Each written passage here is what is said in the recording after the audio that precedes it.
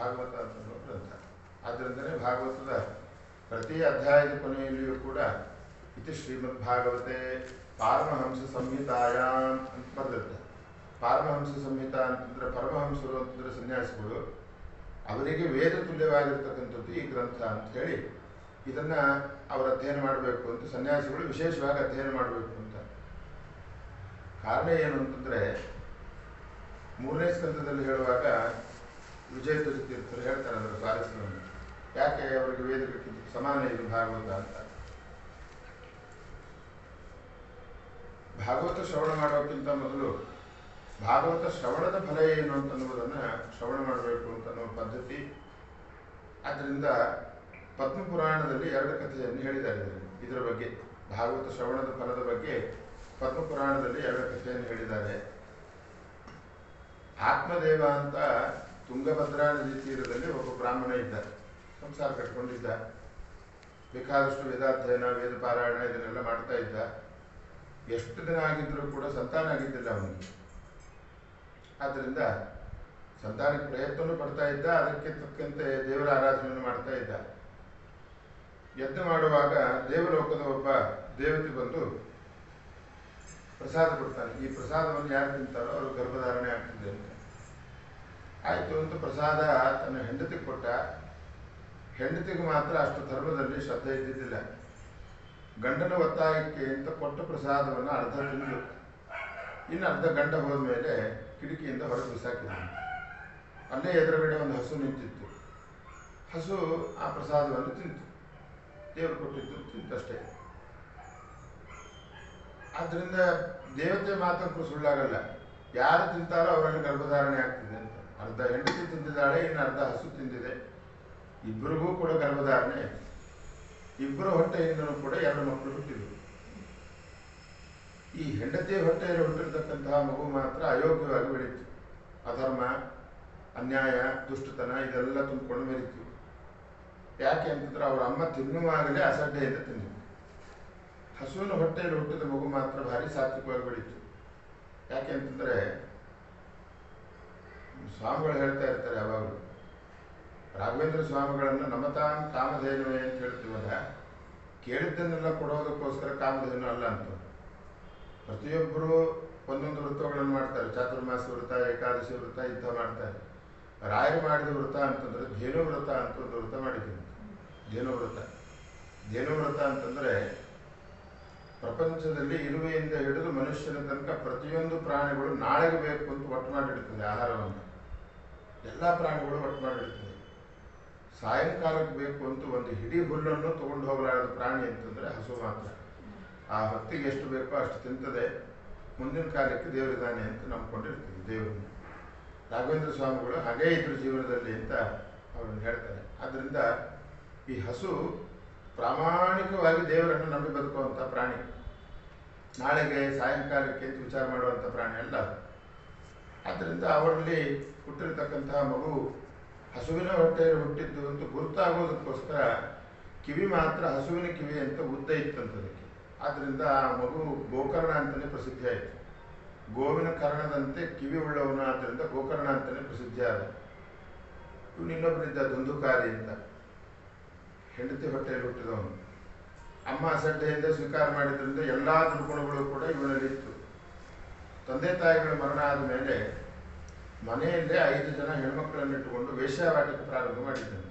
ಮನೆಯಲ್ಲೇ ವೇಶ್ಯಾವಾಟಿಕೆ ಪ್ರಾರಂಭ ಮಾಡಿದ. ಒಂದು ದಿನ ಹೆಣ್ಮಕ್ಳಿಗೂ ವೇಶ್ಯರಿಗೂ ಇವನಿಗೂ ಗಲಾಟೆ ಆಗಿ 5 ಜನ ಹೆಣ್ಮಕ್ಳು ಇವನನ್ನು ಹೊಡೆದು ಕೊಂದರು. ಅಪಮೃತ್ಯು ಆಯಿತು. ಹೆಣ್ಮಕ್ಳಿಂದ ಸತ್ತಿದ್ದರಿಂದ ಪ್ರೇತ ಜನ್ಮ ಬಂತು.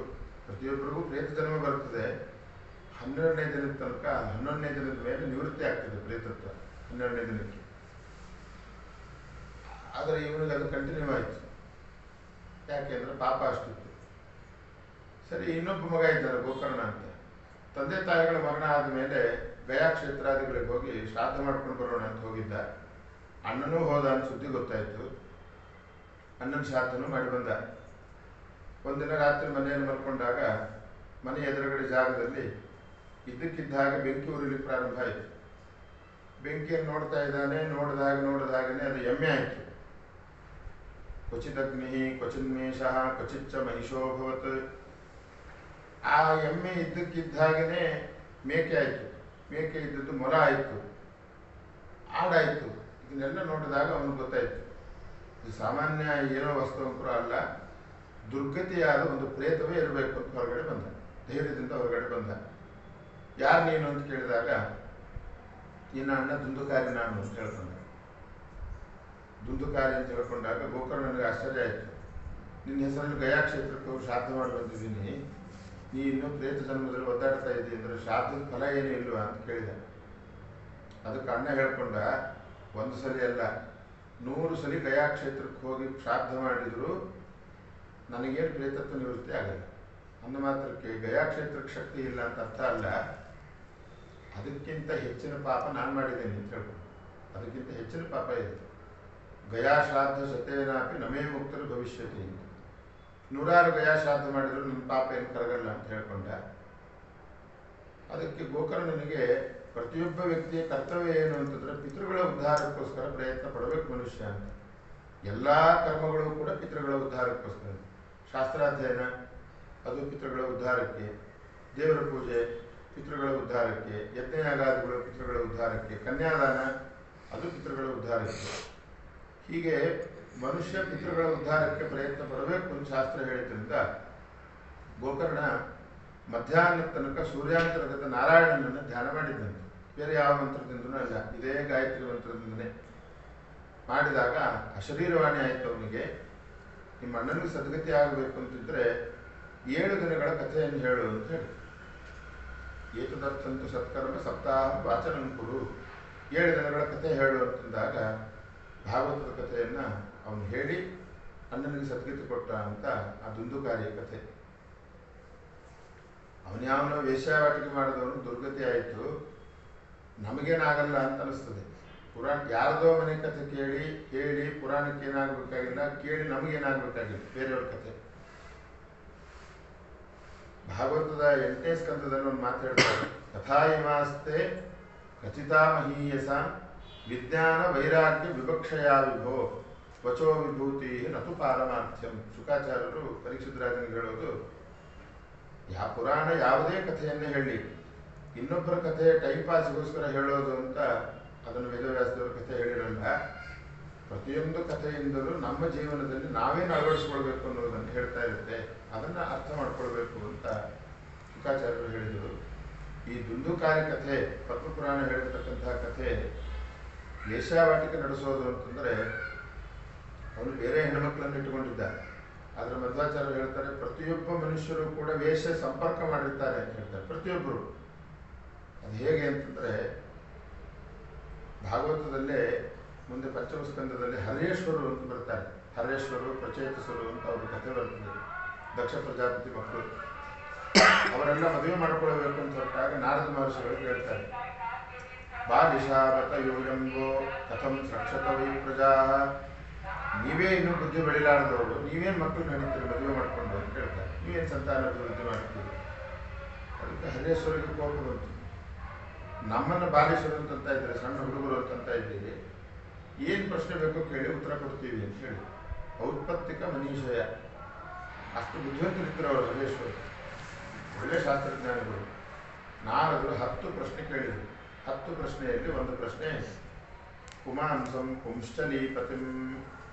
ಒಬ್ಬ ವೇಶ್ಯ ಗಂಡ ಇದ್ದಾನೆ, ವೇಶ್ಯ ಗಂಡ ಇದ್ದಾನೆ, ಅವನು ಯಾರು ಅಂತ ಕೇಳಿದಾಗ ಹರೇಶ್ವರು ಕೊಟ್ಟ ಉತ್ತರ ಪ್ರತಿಯೊಬ್ಬ ಮನುಷ್ಯರು ಅಂತ ಅರ್ಥ. ಅದಕ್ಕೆ ವೇಶ್ಯ ಗಂಡ ಅಂತಂದರೆ ಪ್ರತಿಯೊಬ್ಬ ಮನುಷ್ಯ.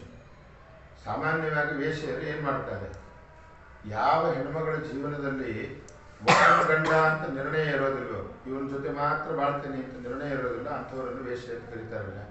ಪ್ರತಿಯೊಬ್ಬರು ಏನು ಮಾಡ್ತಾರೆ, ಹರಿ ಸರ್ವೋತ್ತಮ ಮಾತ್ರ ಅಂತ ನಂಬಿ ನಾವು ಜೀವನ ಮಾಡ್ತೀವ. ಸುಖಮಯದಿಂದ ಜೀವನ ನಡೀತಾ ಇದ್ದಾಗ ಹರಿ ಸರ್ವೋತ್ತಮ ವಾಯು ಜೀವೋತ್ತಮ ಅಂತ ಹೇಳ್ತೀವಿ. ಅದೇ ಕಷ್ಟ ಬಂದರೆ ಕಂಡವ್ರ ಮುಂದೆ ಕೈ ಚಾಚ್ತೀವಿ.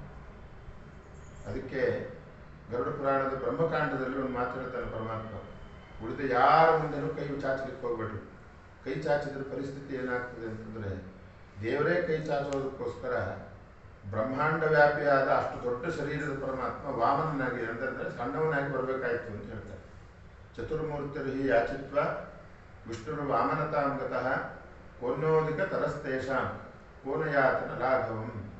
ಇನ್ನೊಬ್ಬರ ಮುಂದೆ ಕೈ ಚಾಚಿದ್ರೆ ವ್ಯಕ್ತಿತ್ವದಲ್ಲಿ ಸಣ್ಣವರಾಗಿ ಹೋಗ್ತೀರಿ, ಕೈ ಚಾಚಬೇಡ್ರಿ ಪರಮಾತ್ಮನನ್ನು ಬಿಟ್ಟರೆ ಅಂತ. ಇಷ್ಟು ದೃಢ ನಿಶ್ಚಯ ದೇವರ ಬಗ್ಗೆ ಯಾವ ಮನುಷ್ಯರಿಗೂ ಈ ಸಮಾಜದಲ್ಲಿ ಇರಲ್ಲ. ಆದ್ದರಿಂದ ಪ್ರತಿಯೊಬ್ಬನನ್ನು ಕೂಡ ಅಂದರೆ ನಮ್ಮ ಬುದ್ಧಿಗೆ ಹರಿ ಸರ್ವೋತ್ತಮ ಅಂತನ್ನುವ ಜ್ಞಾನ ಯಾವತ್ತೂ ನಿಶ್ಚಿತವಾದದ್ದಲ್ಲ. ಆ ದೇವರನ್ನು ಬಿಟ್ಟು ಬೇರೆಯವರನ್ನು ನಾವು ಸರ್ವೋತ್ತಮ, ಇವರು ನಮಗೆ ಸಹಕಾರ ಮಾಡುವರು, ಇವರು ನಮಗೆ ಉಪಕಾರ ಮಾಡ್ತಾರೆ ಅಂತ ನಂಬೋದ್ರಿಂದ ಮನುಷ್ಯ ವೇಶ್ಯಗಂಡ ಅಂತ ಪ್ರತಿಯೊಬ್ಬ ಜೀವನನ್ನು ಭಾಗವತ ಶಾಸ್ತ್ರ ಕರೆದಿದೆ. ದುಂದುಕಾರಿ ಮಾಡಿದ ಕೆಲಸ ವೇಶ್ಯರನ್ನು ಇಟ್ಟುಕೊಂಡು ಕಂಡವರನ್ನು ಕರೆದು ವ್ಯಾಪಾರ ಮಾಡಿಸ್ತಾ ಇದ್ದ. ನಾವೇ ವೇಶ್ಯರ ಸಂಘ ಮಾಡ್ತಾ ಇದ್ವಿ. ಅದಕ್ಕಿಂತ ದೊಡ್ಡ ಪಾಪ ನಮ್ದಿದೆ. ಆದ್ದರಿಂದ ವೇದವ್ಯಾಸ ದೇವರು ಹೇಳಿದರು, ದುಂದುಕಾರಿ ವೇಶ್ಯ ವೃತ್ತಿಯನ್ನು ಮಾಡಿಸಿದ್ರಿಂದ ಅವನಿಗೆ ಪ್ರೇತತ್ವ ಬಂದಿದ್ದರೆ ಪ್ರತಿಯೊಬ್ಬರಿಗೂ ಪ್ರೇತತ್ವ ಬರಲಿಕ್ಕೆ ಎಷ್ಟು ಚಾನ್ಸ್ ಇದೆ ನಮಗೆ. ಆದ್ದರಿಂದ ಈ ಭಾಗವತವನ್ನು ಶ್ರವಣ ಮಾಡಬೇಕು ಅಂತ. ಆ ದುಂದುಕಾರಿಗೆ ಪ್ರೇತತ್ವ ಬಂದಾಗ ಉದ್ಧಾರ ಮಾಡಿದವನು ಯಾರು ಅಂತಂದ್ರೆ ಗೋಕರ್ಣ. ಅಂಬರೀಷ ಮಹಾರಾಜನ ಕಥೆಯನ್ನು ಹೇಳ್ತದೆ ಮುಂದೆ ಭಾಗವತ. ಅವಾಗ ಹೇಳುವಾಗ ಕರೋ ಹರೇ ಮಂದಿರ ಮಾರ್ಜನಾದಿಷು, ಪರಮಾತ್ಮ ಆ ಅಂಬರೀಷ ಮಹಾರಾಜನ ಎರಡು ಕೈಗಳು ಪ್ರತಿನಿತ್ಯ ದೇವರ ದೇವರ ಮನೆ ಕಸ ಗುಡಿಸಿ ಶುದ್ಧ ಮಾಡಲಿಕ್ಕೆ ಎರಡು ಕೈ ಉಪಯೋಗಿಸ್ತಾ ಇದ್ದಾನೆ. ಎರಡೂ ಕಾಲುಗಳನ್ನು ಉಪಯೋಗಿಸ್ತಾ ಇದ್ದ. ಪುರಮಂದರ ಮಾರ್ಜನಾದಿಷು, ಆ ಪರಮಾತ್ಮನ ಕ್ಷೇತ್ರಗಳಿಗೆ ದೇವಸ್ಥಾನಕ್ಕೆ ಹೋಗ್ಲಿಕ್ಕೋಸ್ಕರ ಎರಡು ಕಾಲನ್ನು ಉಪಯೋಗಿಸ್ತಾ ಇದ್ದಾನೆ. ಆದರೆ ಇರೋದು ಎರಡು ಅವಯವಗಳು, ನಮಗೆ ಕಿವಿನೂ ಎರಡಿದೆ. ಆದರೆ ಭಾಗವತ ಹೇಳೋದು ಶ್ರುತಿಂಚಕಾರ ಚ್ಯುತ ಸತ್ಕಥೋದಯೇ, ಪರಮಾತ್ಮನ ಕಥೆಯನ್ನು ಕೇಳಲಿಕ್ಕೆ ಒಂದು ಕಿವಿಯನ್ನು ಉಪಯೋಗಿಸ್ತಾ ಇದ್ದಾನೆ. ಎರಡೆರಡು ಇರೋ ಅವಯವಗಳನ್ನು ಎರಡೆರಡೂ ಉಪಯೋಗಿಸ್ತಾ ಇದ್ದ ಅಂತ ಹೇಳಿ ಎರಡಿರೋ ಕಿವಿಗಳಲ್ಲಿ ಒಂದೇ ಕಿವಿ ಉಪಯೋಗಿಸ್ತಾ ಇದ್ದ ಅಂದರೆ ಅರ್ಥ ಏನಿದಕ್ಕೆ ಅಂತಂದರೆ, ಸತ್ಯಧರ್ಮ ತೀರ್ಥರು ಹೇಳೋದು ಪರಮಾತ್ಮನ ಕಿವಿಯನ್ನು ಬಲಗಿವಿಯಿಂದ ಕೇಳಬೇಕು ಅಂತ ಒಂದು ಅರ್ಥ. ಅಂದರೆ ಹೇಳೋರಿಗೆ ಬಲಗಿವಿಯನ್ನು ಮುಖ ಮಾಡಿ ಕುಟ್ಕೊಳ್ಬೇಕು, ಎಡಗಿವಿ ಎದುರು ಬರೋ ಹಾಕೊಡೋದಲ್ಲ. ಅಥವಾ ಎರಡೂ ಕಿವಿಗಳನ್ನು ಉಪಯೋಗಿಸಿದ್ರೆ ಏನಾಗ್ತದೆ, ಇಲ್ಲಿಂದ ಕೇಳಿದ್ದು ಇಲ್ಲಿಂದ ಪಾಸ್ ಆಗ್ತದೆ. ಎರಡೆರಡು ಕಡೆಯಿಂದ ಕೇಳಿಸ್ಕೊಂಡಿದ್ದು ಒಳಗೆ ಹೋಗಲ್ಲ, ಇಲ್ಲಿ ಕೇಳಿದ್ದು ಇಲ್ಲಿ ಪಾಸ್ ಆಗ್ತದೆ. ಆದ್ದರಿಂದ ಪರಮಾತ್ಮನ ಕಥೆಗಳನ್ನು ಕೇಳಿ ಬಿಡೋದಕ್ಕೋಸ್ಕರ ಅಲ್ಲ, ಅದು ಕೇಳಿದ ಶ್ರವಣ ಮಾಡಲಿಕ್ಕೋಸ್ಕರ ಅಂತಿರೋದು ಅಂತ ಹೇಳಿ ಒಂದು ಕಿವಿಯನ್ನು ಉಪಯೋಗಿಸ್ತಾ ಇದ್ದ ಅಂತ ಭಾಗವತ ಎಷ್ಟು ಸೂಕ್ಷ್ಮವಾಗಿ ಹೇಳಿದೆ ಅನ್ನೋದನ್ನು ಸತ್ಯಧರ್ಮ ತೀರ್ಥರು ವ್ಯಾಖ್ಯಾನದಲ್ಲಿ ತಿಳಿಸ್ಕೊಡ್ತಾರೆ. ಹಾಗೆ ಗೋಕರ್ಣ ಅಂತಂದರೆ, ಗೋಕರ್ಣ ಉದ್ಧಾರ ಮಾಡಿದ ಅಣ್ಣನನ್ನ ಅಂತಂದರೆ ಭಾಗವತ ಹೇಳಿ ನಮ್ಮ ಕರ್ಣಗಳು ಗೋವಿಗೋಸ್ಕರ ಅಂತಂದರೆ ಪುರಾಣದ ವಾಕ್ಯಗಳಿಗೂ ಗೋ ಅಂತ ಅರ್ಥ ಇದೆ. ಗೋವಿಂದ ಅಂತ ಪರಮಾತ್ಮನನ್ನು ಕರಿತೀವಿ. ಗೋವಿಂದ ಅಂತಂದರೆ ಕೃಷ್ಣಾವತಾರದಲ್ಲಿ ಗೋವುಗಳನ್ನು ರಕ್ಷಣೆ ಮಾಡಿದ. ವೇದವ್ಯಾಸ ದೇವರ ಅವತಾರದಲ್ಲಿ ಸಕಲ ವೇದಗಳನ್ನು ರಕ್ಷಣೆ ಮಾಡಿದ ಅಂತ, ವೇದಗಳನ್ನು ವಿಭಾಗ ಮಾಡಿ ರಕ್ಷಣೆ ಮಾಡಿದ. ಆದ್ದರಿಂದ ಗೋವಿಂದ ಅಂತಂದರೆ ನಮ್ಮ ಕಿವಿಗಳು ಜ್ಞಾನ ಕಾರ್ಯಕ್ಕೋಸ್ಕರ ಮೀಸಲಾಗಿರಬೇಕು ಅಂತ, ಪ್ರತಿನಿತ್ಯ ಒಂದು ಸಲ ಶಾಸ್ತ್ರದ ಶ್ರವಣ ಮಾಡಬೇಕು ಅಂತ. ಸುಂದರವಾಗಿ ಧರ್ಮಶಾಸ್ತ್ರ ಬೇರೆ ಸ್ಟೈಲಲ್ಲಿ ಹೇಳುತ್ತೆ, ನಿತ್ಯ ಶಾಸ್ತ್ರ ಶ್ರವಣ ಮಾಡಬೇಕು ಅಂತ. ಹೇಗೆ ಅಂತಂದರೆ, ಮನುಷ್ಯ ದಿನಕ್ಕೆ ಎಷ್ಟು ಸಾರಿ ತೀರ್ಥ ತಗೊಳ್ಬೇಕು ಅಂತ ಹೇಳ್ತದೆ. 11 ಬಾರಿ ತೀರ್ಥ ತಗೊಳ್ಬೇಕು ಅಂತ ಹೇಳ್ತದೆ, ದೇವರ ತೀರ್ಥ. ಲೆಕ್ಕ ಮಾಡಿದರೆ 11 ಬಾರಿ ಆಗಲ್ಲ. ಬೆಳಗ್ಗೆ ನಿರ್ಮಾಲ್ಯ 3 ಸಾರಿ, ಮಧ್ಯಾಹ್ನ ಊಟಕ್ಕಿಂತ ಮೊದಲು ದೊಡ್ಡ ತೀರ್ಥ 3 ಸಾರಿ, ಊಟ ಆದಮೇಲೆ 1 ಸಾರಿ, 7 ಆಯಿತು. ಸಾಯಂಕಾಲ ದೊಡ್ಡ ತೀರ್ಥನೇ ಮತ್ತು 3 ಸಾರಿ, ಅಲ್ಲಿ 10 ಆಯಿತು. 11 ತೀರ್ಥ ಅಂದರೆ 11ನೇದು ಯಾವುದು ತೀರ್ಥ ವಿಧಾನವೇ ಮಾಡಿಲ್ಲ. ಆದರೆ ಧರ್ಮಶಾಸ್ತ್ರ ಹೇಳುತ್ತದೆ 11 ಬಾರಿ ತೀರ್ಥ ತಗೊಳ್ಬೇಕು. 11 ಬಾರಿ ತೀರ್ಥ ತಗೊಳ್ಬೇಕು ಅಂತಂದ್ರೆ ದಿನಕ್ಕೆ 1 ಗಂಟೆ ಶಾಸ್ತ್ರ ಕೇಳಬೇಕು ಅಂತ ಅರ್ಥ ಆಗುತ್ತೆ. 11ನೇ ತೀರ್ಥ ಅಂತ ಶಾಸ್ತ್ರ. ವಿಷ್ಣು ರಹಸ್ಯ ಅಂತ ಒಂದು ಗ್ರಂಥ ಮಾಡಿದ್ದಾರೆ ವೇದವ್ಯಾಸರು. ಅದರಲ್ಲಿ ಹೇಳ್ತಾರೆ, ಇಂದ್ರದ್ಯುಮ್ನ ಅಂತ ರಾಜ, ಅವನ ಮನೆಗೆ ವಸಿಷ್ಠರು ಹೋದಾಗ ಅನೇಕ ಪ್ರಶ್ನೆ ಕೇಳ್ತಾನೆ ಅವನು ದೇವರ ಬಗ್ಗೆ. ದೇವರನ್ನು ಯಾಕೆ ನಂಬಬೇಕು, ದೇವರು ಇದ್ದಾನೆ ಅಂತ ಹೇಗೆ ಗೊತ್ತಾಗ್ತದೆ ನಮಗೆ ಕೇಳಿದಾಗ ವಸಿಷ್ಠರು ಹೇಳ್ತಾರೆ, ನಿನ್ನ ಪ್ರಶ್ನೆ ದೇವರಿಗೆ ಸಂಬಂಧಪಟ್ಟದ್ದಾಗಿದೆ, ದೇವರಿಗೆ ರಿಲಿವೆಂಟ್ ಆದ ಪ್ರಶ್ನೆಗಳು. ನೋಡಿ, ಯಾವ ವ್ಯಕ್ತಿ ಪ್ರಶ್ನೆಗಳನ್ನು ಪರಮಾತ್ಮನಿಗೆ ಸಂಬಂಧಪಟ್ಟ ಪ್ರಶ್ನೆಗಳನ್ನು ಕೇಳ್ತಾನೆ ಅವನಿಗೂ ಪುಣ್ಯ ಬರ್ತದೆ. ಅದಕ್ಕೆ ಯಾರು ಉತ್ತರ ಕೊಡ್ತಾರೋ ಅವನಿಗೂ ಪುಣ್ಯ ಬರ್ತದೆ. ಬರೀ ಪ್ರಶ್ನೆ ಉತ್ತರಗಳನ್ನು ಕೇಳಿದವರಿಗೂ ಕೂಡ ಪುಣ್ಯ ಬರ್ತದೆ. ಎಷ್ಟು ಪುಣ್ಯ ಬರ್ತದೆ? ತತ್ಪಾದ ಸಲಿಲಂ ಯಥಾ. ದೇವರ ತೀರ್ಥ ತಗೊಂಡ್ರೆ ಎಷ್ಟು ಪುಣ್ಯ ಬರ್ತದೋ ಅಷ್ಟೇ ಪುಣ್ಯ ಬರ್ತದೆ ಅಂತ ವಿಷ್ಣು ರಹಸ್ಯ ಹೇಳ್ತಾರೆ. ಹಾಗಿದ್ರೆ ದೇವರ ತೀರ್ಥ ತಗೊಂಡ್ರೆ ಎಷ್ಟು ಪುಣ್ಯ ಬರ್ತದೆ ಅಂದರೆ 12 ವರ್ಷ ಉಪವಾಸದ ಫಲ. 3 ಬಾರಿ ನಿರ್ಮಾಲ್ಯ ತಗೊಂಡ್ರೆ 12 ವರ್ಷ ಉಪವಾಸದ ಫಲ. ಮಧ್ಯಾಹ್ನ ತೀರ್ಥ ತಗೊಂಡ್ರೆ ಮತ್ತೆ 12 ವರ್ಷ ಉಪವಾಸದ ಫಲ. ಊಟ ಆದಮೇಲೆ ಒಮ್ಮೆ ತಗೊಳ್ತೀವಲ್ಲ ಅದಕ್ಕೆ 12 ವರ್ಷ. ಸಾಯಂಕಾಲ ತಗೊಳ್ಳೋದಕ್ಕೆ 12 ವರ್ಷ ಉಪವಾಸದ ಫಲ. ದಿನಕ್ಕೆ 48 ವರ್ಷ ಉಪವಾಸದಿಂದ ಇದ್ದ ಫಲ ತೀರ್ಥ ತಗೊಂಡು ಬರ್ತದೆ. ಅಭಿದಧತಿ ಮುನೀಂದ್ರ ದ್ವಾದಶಾಬ್ದೋಪವಾಸ ಪ್ರತಿಫಲಮ ಫಲಂ ಯತ್ಸೇವನಂ ಭಕ್ತಿಯುಕ್ತಂ ಅಧಿಕಮರ ನದ್ಯಾದ್ಯಾಪ್ಲವಾತ್ ಧನ್ಯಮಾನ್ಯಾತ್ ಅಪಿ ಬದಲವಬೋಧಃ ವಿಷ್ಣುಪಾದೋದಕಂ. ಸುಮಧ್ವವಿಜಯದಲ್ಲಿ ಮಧ್ವಾಚಾರ್ಯರು ತೀರ್ಥ ತಗೊಂಡ್ರು ಅಂತ ಹೇಳುವಾಗ ಈ ಫಲ ಹೇಳ್ತಾರೆ. ದ್ವಾದಶಾಬ್ದೋಪವಾಸ ಪ್ರತಿಫಲಂ ಅಫಲಂ ಯತ್ಸೇವನಂ. ಯಾವ ತೀರ್ಥ ತಗೊಂಡ್ರೆ ನಿರಪೇಕ್ಷೆಯಾಗಿ ದೇವರ ಅನುಗ್ರಹ ಆಗಲಿ ಅಂತ ಪ್ರತಿನಿತ್ಯ 12 ವರ್ಷ ಉಪವಾಸ ಇದ್ದು ದೇವರ ಸೇವೆ ಮಾಡಿದ್ರೆ ಎಷ್ಟು ಪುಣ್ಯನೋ ಅಷ್ಟು ಪುಣ್ಯ ತೀರ್ಥ ತಗೊಂಡ್ರೆ ಬರ್ತದೆ ಅಂತ ಹೇಳಿದ್ದಾರೆ. ಆದ್ದರಿಂದ ಪ್ರತಿನಿತ್ಯ ಮನುಷ್ಯ 11 ಬಾರಿ ತೀರ್ಥ ಪ್ರಾಶನ ಮಾಡಬೇಕು. 11ನೇ ತೀರ್ಥ ಅಂತಂದ್ರೆ ಶಾಸ್ತ್ರ ಶ್ರವಣ ಅಂತ.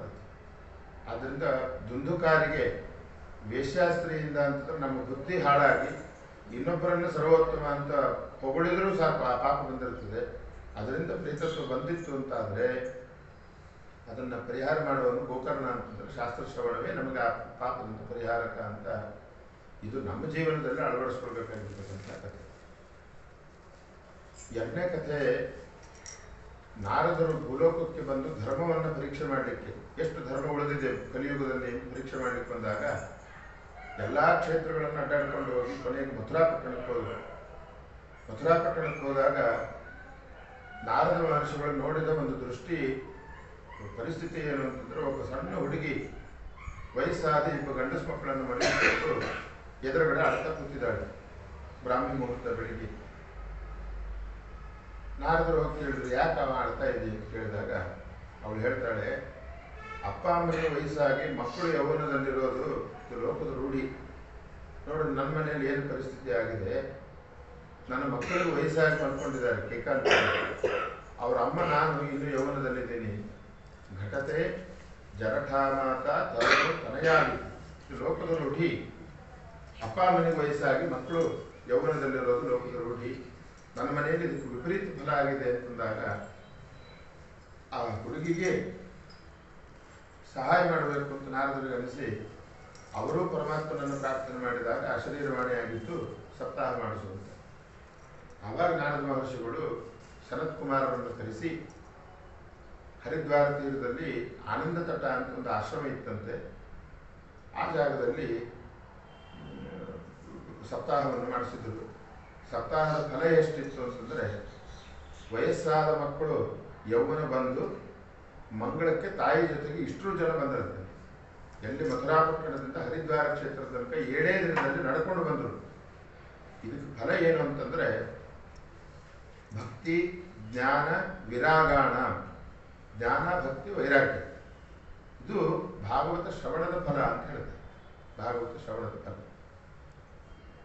ಈ ಕಥೆಗಳಲ್ಲೇ ನಿಂತಿದೆ. ಭಾಗವತ ಶ್ರವಣದ ಈ 3 ಫಲಗಳೇನಿದೆ ಕಥೆಯಲ್ಲಿ ಮಾತ್ರ ನಿಂತಿದೆ. ನಮ್ಮ ದೊಡ್ಡ ಸ್ವಾಮಿಗಳು ಹೇಳ್ತಾ ಇದ್ರು, ಪೇಜಾರ ಸ್ವಾಮಿ, ಇವನು ವಿದ್ವಾಂಸ ರಾಜನ ಹತ್ರ ಹೋದಂತೆ, ನಂಗೆ ಸಂಭಾವನೆ ಕೊಡುವಂತೆ. ಬ್ರಾಹ್ಮಣ ಏನು ಓದಿದೆ ಅಂತ ನೀವು ಸಂಭಾವನೆ ಕೊಡಬೇಕು ಅಂತ. ಭಾಗವತ ಓದಿದ್ದೀನಿ ಏನು, ಇನ್ನೊಂದು ಸರಿಯಾಗಿ ಓದ್ಕೊಂಬ ಹೋಗು, ಪರೀಕ್ಷೆ ಮಾಡ್ತೀನಿ ಅಂತ ರಾಜ. ಆಯಿತು ಅಂತ ಹೋಗಿ 18,000 ಶ್ಲೋಕ ಬಾಯಿ ಪಡ್ಕೊಂಡು ಹೋದ. ಮತ್ತೆ ಕೊಡು ಸಂಭಾವನೆ ಅಂತ. ಇನ್ನೂ ಒಂದು ಸರಿಯಾಗಿ ಓದ್ಕೊಂಬ ಅಂತ ಎಲ್ಲ ವ್ಯಾಖ್ಯಾನ ಸಮೇತವಾಗಿ ಓದ್ಕೊಂಡು ಹೋದಂತೆ ಭಾಗವತವನ್ನು. ಕೊಡು ಮತ್ತೆ ದುಡ್ಡು ಅಂತಂದ. ಇನ್ನೊಂದು ಸರಿಯಾಗಿ ಓದ್ಕೊಂಬ ಅಂತಂದ. ಏನೋ ಯಾರನ್ನೋ ವಿಶೇಷವಾಗಿ ಕರೆಸ್ತಿರಬಹುದು ಪರೀಕ್ಷೆಗೆ ಅಂತೇಳಿ ಮತ್ತೆ ಹೋದವನು ವಾಪಸ್ ಬರಲಿಲ್ಲ ಅಂತ. ಎಷ್ಟೋ ದಿನ ಆದಮೇಲೆ ರಾಜನ ನೆನಪಾಯಿತು, ಆ ಬ್ರಾಹ್ಮಣ ಬರ್ತಿದ್ನಲ್ಲ ಭಾಗವತ ಓದಿದ್ದೀನಿ ದುಡ್ಡು ಕೊಡು ಅಂತ, ಯಾಕೆ ಬರ್ತಾ ಇಲ್ಲ ಅವನು ಅಂತ ಕೇಳಿದ ಮಂತ್ರಿಗೆ. ಗೊತ್ತಿಲ್ಲ ಅಂತಂದ. ಅವನ ಮನೆ ಪತ್ತೆ ಹಚ್ಚು ಅಂತಂದ. ಮನೆ ಪತ್ತೆ ಹಚ್ಚಿ ಹೋದರ ರಾಜ, ಯಾಕೆ ಬರ್ತಾ ಇಲ್ಲ ಸಂಭಾವನೆ ಕೇಳಿ ಅಂತ ಹೇಳಿದಾಗ ಬ್ರಾಹ್ಮಣ ಹೇಳಿದ್ದೀನಿ, ಸಂಭಾವನೆ ಕೊಡ್ಲಿಕ್ಕೆ ನೀ ಯಾರು ಅಂತ ಕೇಳಿದ. ದುಡ್ಡು ಕೊಡ್ಲಿಕ್ಕೆ ನೀ ಯಾರು, ದೇವ್ರು ಕೊಡ್ತಾನೆ ಅಂತ ಕೂತ್ಕೊಂಡೆ. ಈ ನಿಜವಾಗಲೂ ಈ ಭಾಗವತ ಶ್ರವಣದ ಫಲ ಏನು ಅಂತಂದರೆ ದೇವರು ಇದ್ದಾನೆ, ಅವನು ರಕ್ಷಣೆ ಮಾಡ್ತಾನೆ ಅಂತ ಅನ್ನೋ ನಂಬಿಕೆ ನಮಗೆ ಯಾವಾಗ ಮನಸ್ಸಿಗೆ ಬರ್ತದೋ ಅದು ನಿಜವಾದ ಭಾಗವತ ಶ್ರವಣದ ಫಲ ಅಂತ ಹೇಳ್ತಾರೆ. ಮಧ್ವಾಚಾರ್ಯ ಹೇಳ್ತಾರೆ, ಇಷ್ಟು ಗ್ಯಾರಂಟಿ ಬಂದವರಿಗೆ ತಪಸ್ಸಿನ ನೆಸೆಸಿಟಿ ಇಲ್ಲ. ನೀವು ತಪಸ್ಸಿನ ಮಾರ್ಗದಲ್ಲಿ ಇದ್ದರೂ ನಿಮಗೆ ಇನ್ನಷ್ಟು ದೇವರಿದಾನೋ ಇಲ್ವೋ, ನಾಳೆ ಕಥೆ ಏನು ಅಂತ ಚಿಂತೆ ಬರ್ತಾ ಇದೆ ಅಂತಂದರೆ ನಿಮ್ಮ ತಪಸ್ಸು ಸರಿಯಾದ ಮಾರ್ಗದಲ್ಲಿ ಹೊಂಟಿಲ್ಲ ಅಂತ ಅರ್ಥ. ರಾಗದ್ವೇಷವು ಯದಿ ಸ್ಯಾತ, ಒಬ್ಬರ ಮೇಲೆ ಪ್ರೀತಿ ಅಥವಾ ಇನ್ನೊಬ್ಬರ ಮೇಲೆ ದ್ವೇಷ ಅಥವಾ ದೇವರಿದಾನೋ ಇಲ್ಲೋ ಅಂತ ಡೌಟ್ ಇದಿತ್ತು ಅಂತಂದರೆ ತಪಸ್ಸು ಸರಿಯಾಗಿ ನಡೆದಿಲ್ಲ ಅಂತಲೇ ಅರ್ಥ. ನಾವು ಮಾಡುವ ಧರ್ಮಾಚರಣೆಗಳು ಸರಿಯಾಗಿ ನಡೆದಿಲ್ಲ. ಆಲ್ರೆಡಿ ಇದು ಮೂರು ಇದೆ ಅಂತಂದರೆ ಮತ್ತೆ ಯಾಕೆ ತಪಸ್ಸು ಮಾಡ್ತೀವಿ? ತಪಸ್ಸಿನ ರಿಸಲ್ಟೇ ಇದು ಅಂತ ಹೇಳ್ತಾರೆ ಗೊತ್ತಾಯ್ತು. ತಾವು ಇದೇನ ಸ್ಯಾತ ತಪಸ್ಸಾಕ ಪ್ರಯೋಜನ ಅಂತ ಹೇಳಿ ಈ ಭಾಗವತದ 2 ಕಥೆಗಳಿಂದ ತಿಳ್ಕೊಳ್ಳೋದು ಜ್ಞಾನ, ಭಕ್ತಿ, ವೈರಾಗ್ಯ. ಇದನ್ನು ಮನಸ್ಸಿನಲ್ಲಿ ಸರಿಯಾಗಿ ಅರ್ಥ ಮಾಡ್ಕೊಳ್ಳೋಕ್ಕೋಸ್ಕರ, ಅರ್ಥ ಮಾಡಿಕೊಂಡು ಇದನ್ನು ಅನುಷ್ಠಾನ ತರಲಿಕ್ಕೋಸ್ಕರ ಈ ಭಾಗವತವನ್ನು ರಚನೆ ಮಾಡಿದ್ದೇನೆ ಅಂತ 2 ಫಲ ಇದರದ್ದು. ಇನ್ನೊಂದು ಫಲ ಏನು ಅಂತಂದರೆ ಭಾಗವತದಲ್ಲೇ ಬಂದಿದೆ ಈ ಕಥೆ, ಬೇರೆ ಪುರಾಣದಲ್ಲಿ ಏನು ಬಂದಿಲ್ಲ. ವೇದವ್ಯಾಸ ದೇವರು ಸರಸ್ವತಿ ನದಿ ತೀರದಲ್ಲಿ ಬೇಜಾರಾದವರಂತ ಕೂತಿದ್ದರು. ನಾರದ ಮಹರ್ಷಿಗಳು ಹೋದರು. ಅವಾಗ ನಾರದ ಮಹರ್ಷಿ ಏನು ವಿಶೇಷ ಅಂತ ಕೇಳಿದ್ರು. ಮಾತುಕತೆ ಆಯಿತು, ಸುಖ ದುಃಖಗಳಾಯಿತು. ಕಡೆಗೆ ನಾರದರು ಹೇಳಿದ್ರಂತೆ, ಕಲಿಯುಗದ ಜನಗಳಿಗೆ ಮೊದಲಿಗೆ ಆಯುಷ್ಯ ಕಡಿಮೆ, ಆಯುಷ್ಯ ಇದ್ದವರಿಗೆ ಶಕ್ತಿ ಕಡಿಮೆ, ಶಕ್ತಿ ಇದ್ದವರಿಗೆ ಬುದ್ಧಿಶಕ್ತಿ ಕಡಿಮೆ. ನೀವು ಬರೀ 4 ಶ್ಲೋಕ ಭಾಗವತವನ್ನು ಹೇಳಿದ್ರಿ ಬ್ರಹ್ಮದೇವರಿಗೆ ಹೇಳುವಾಗ. ಬ್ರಹ್ಮದೇವರು ನನಗೆ ಬುದ್ಧಿಶಕ್ತಿ ಕಡಿಮೆ ಅಂತ ಹೇಳಿ ಆ 4 ಶ್ಲೋಕವನ್ನು 21 ಶ್ಲೋಕ ಮಾಡಿದರು. 21 ಶ್ಲೋಕ ವಿಸ್ತಾರ ಮಾಡಿ ಹೇಳಿದರು.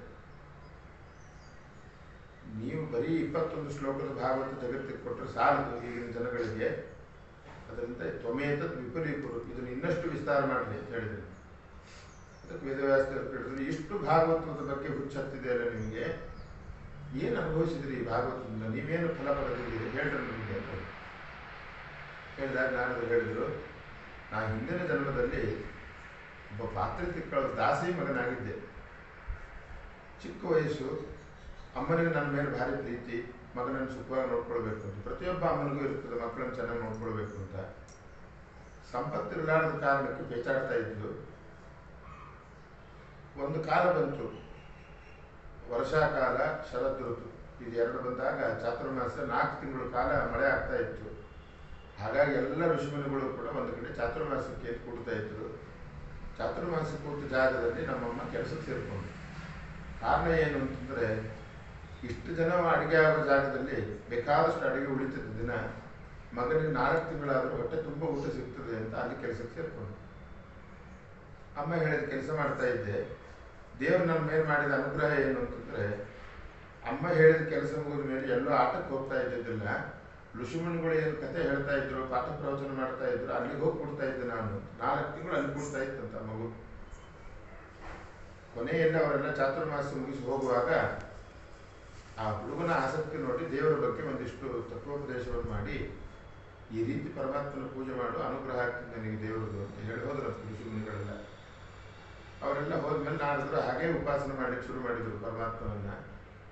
ಸ್ವಲ್ಪ ದಿನದಲ್ಲಿ ಇನ್ನೊಬ್ಬರ ಮನೆಗೆ ಕೆಲಸಕ್ಕೆ ಸೇರಿಕೊಂಡು ಅಮ್ಮ ಸಾಯಂಕಾಲದ ಹೊತ್ತು ಹಸುವಿನ ಹಾಲು ಕರಿಬೇಕು ಅಂತ ಹೋದಾಗ ಏನೋ ಹಗ್ಗ ಅಂತ ತುಳಿದು, ಆದರೆ ಅದು ಹಾವಾಗಿತ್ತು. ಮೃತ್ಯು ಆ ಹಾವಿನ ರೂಪದಲ್ಲಿ ಬಂದಿತ್ತು.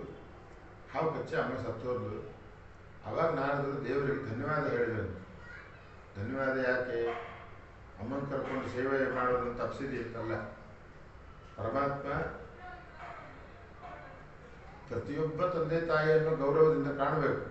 ಆದರೆ ಒಂದು ಜನ್ಮಕ್ಕಾಗುವ ತಂದೆ ತಾಯಿಗೆ ಇಷ್ಟು ಗೌರವದಿಂದ ಕಾಣಬೇಕು ಅಂತಂದರೆ, ಅನಂತ ಜನ್ಮಗಳಲ್ಲಿ ತಂದೆ ತಾಯಿ ನಮಗೆ ಲಕ್ಷ್ಮೀನಾರಾಯಣ, ಅವ್ರ ಬಗ್ಗೆ ಎಷ್ಟು ಗೌರವ ಇಟ್ಕೋಬಾರ್ದು, ಇಟ್ಕೋಬೇಕು ಮನುಷ್ಯ.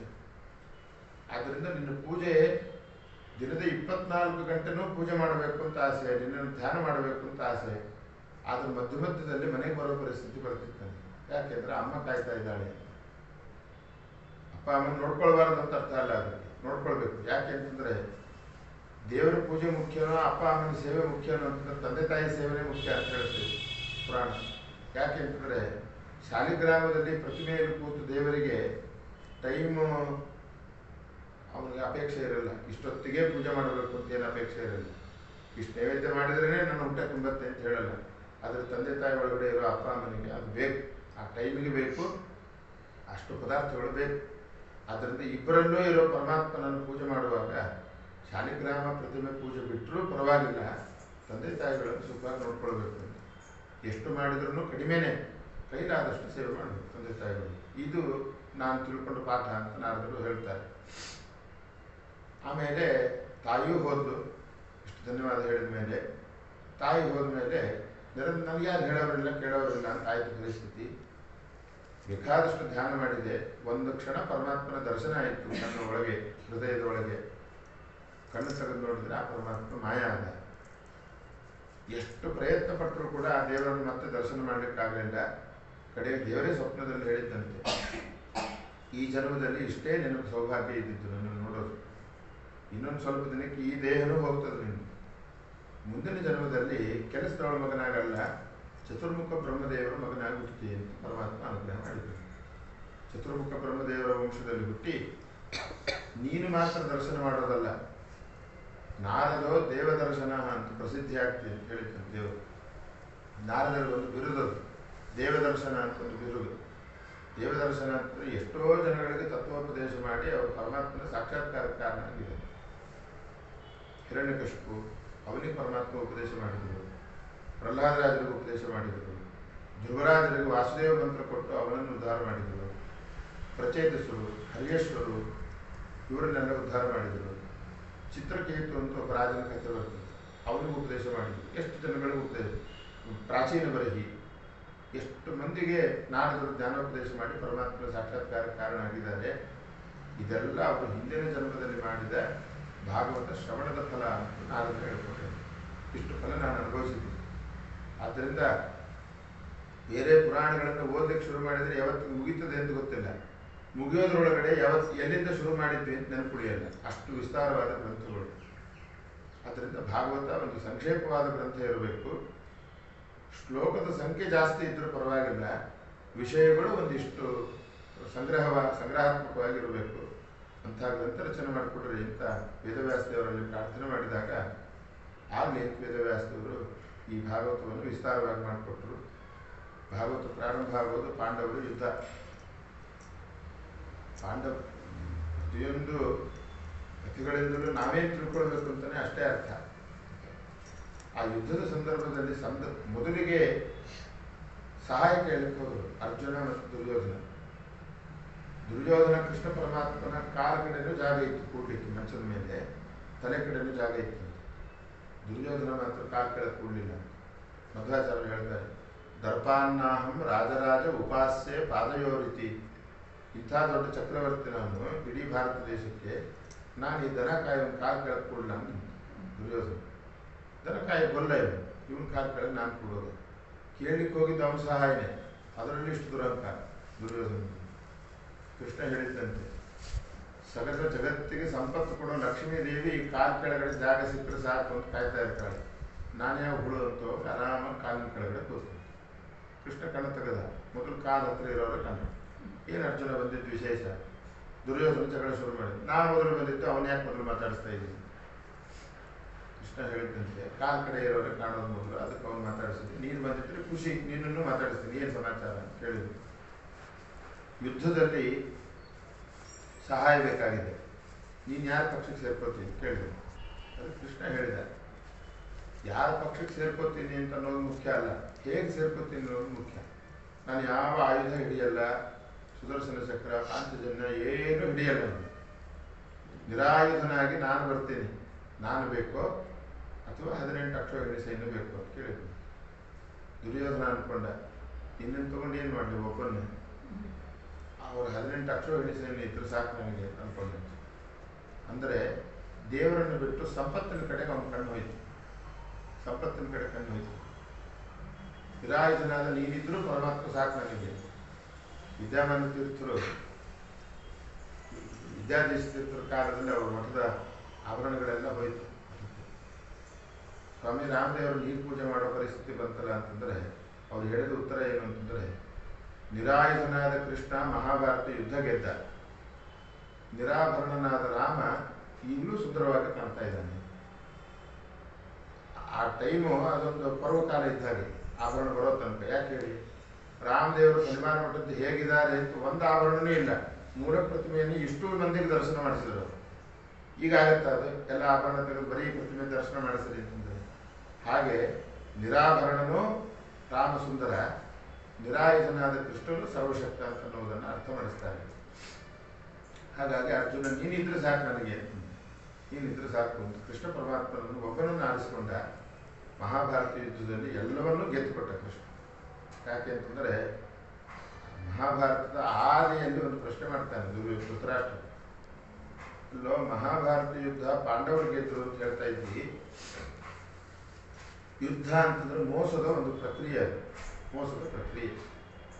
ಮೋಸ ಮಾಡಲಾರದೆ ಇಬ್ಬರು ಧರ್ಮ ಯುದ್ಧ ಮಾಡ್ತಾ ಇದ್ರೆ ಯಾರೂ ಗೆಲ್ಲಿಕ್ಕಾಗಲ್ಲ, ಯಾರು ಗೆಲ್ಲಿಕ್ಕಾಗಲ್ಲ. ಒಬ್ರು ಗೆದ್ದರು ಅಂದ್ರೆ ಅವ್ರು ಮೋಸ ಮಾಡಿದ್ದಾರೆ ಅಂತ ಅನ್ನೋದು ಖಂಡಿತ. ಪಾಂಡವರು ಗೆದ್ದರು ಅಂದ್ರೆ ಪಾಂಡವರಂತರೂ ಅವರು ನ್ಯಾಚುರಲಿ ಅವರು ಮೋಸ ಮಾಡೋರಲ್ಲ, ಅವ್ರು ಯೋಗ್ಯರು. ಅವ್ನಿಗೆ ಗೊತ್ತು ಅವರು ಯೋಗ್ಯರು, ನನ್ನ ಮಕ್ಕಳು ಅಯೋಗ್ಯರು ಅಂತಲೂ ಗೊತ್ತು ಅವರು ಧೃತರಾಷ್ಟ್ರ. ಆದರೆ ಮತ್ತೆ ಗೆದ್ದರೆ ಹೇಗೆ ಅಂತ ಒಂದು ಪ್ರಶ್ನೆ. ಮೋಸ ಮಾಡಲಾರದೆ ಯುದ್ಧ ಗೆದ್ದರೆ ಹೇಗೆ ಅಂತ ಕೇಳಿದ್ರೆ ಉತ್ತರ ಏನು ಗೊತ್ತಾ? ಪ್ರಥಮದಲ್ಲಿ ಮಾಡಿದ ಪ್ರಶ್ನೆಗೆ ಕೊನೆಯಲ್ಲಿ ಉತ್ತರ. ಎತ್ತರ ಯೋಗೇಶ್ವರ ಕೃಷ್ಣ ಅಂತ. ಕೃಷ್ಣನಿಗೆ ಅಡ್ಜೆಕ್ಟಿವ್ ಶಬ್ದ, ವಿಶೇಷಣ ಪದ ಯೋಗೇಶ್ವರ ಅಂತ. ಯೋಗ ಅಂತಂದರೆ ನಮ್ಮ ಹತ್ರ ಯಾವುದಿಲ್ವೋ ಅದನ್ನು ತಂದು ಕೊಡೋನು ಅಂತ. ಪಾಂಡವರ ಹತ್ರ ಜಯ ಇದ್ದಿದ್ದಿಲ್ಲ, ರಾಜ್ಯ ಇದ್ದಿದ್ದಿಲ್ಲ. ಸ್ವರಾಜ್ಯ ಮಾತು ಉಭಯತ್ರ ಸದಾ ವಿನೋದ ಯತ್ಪಾದ ಪಂಕಜರಜ ಶ್ರಯಣಾನ್ನ ದೈತ್ಯ.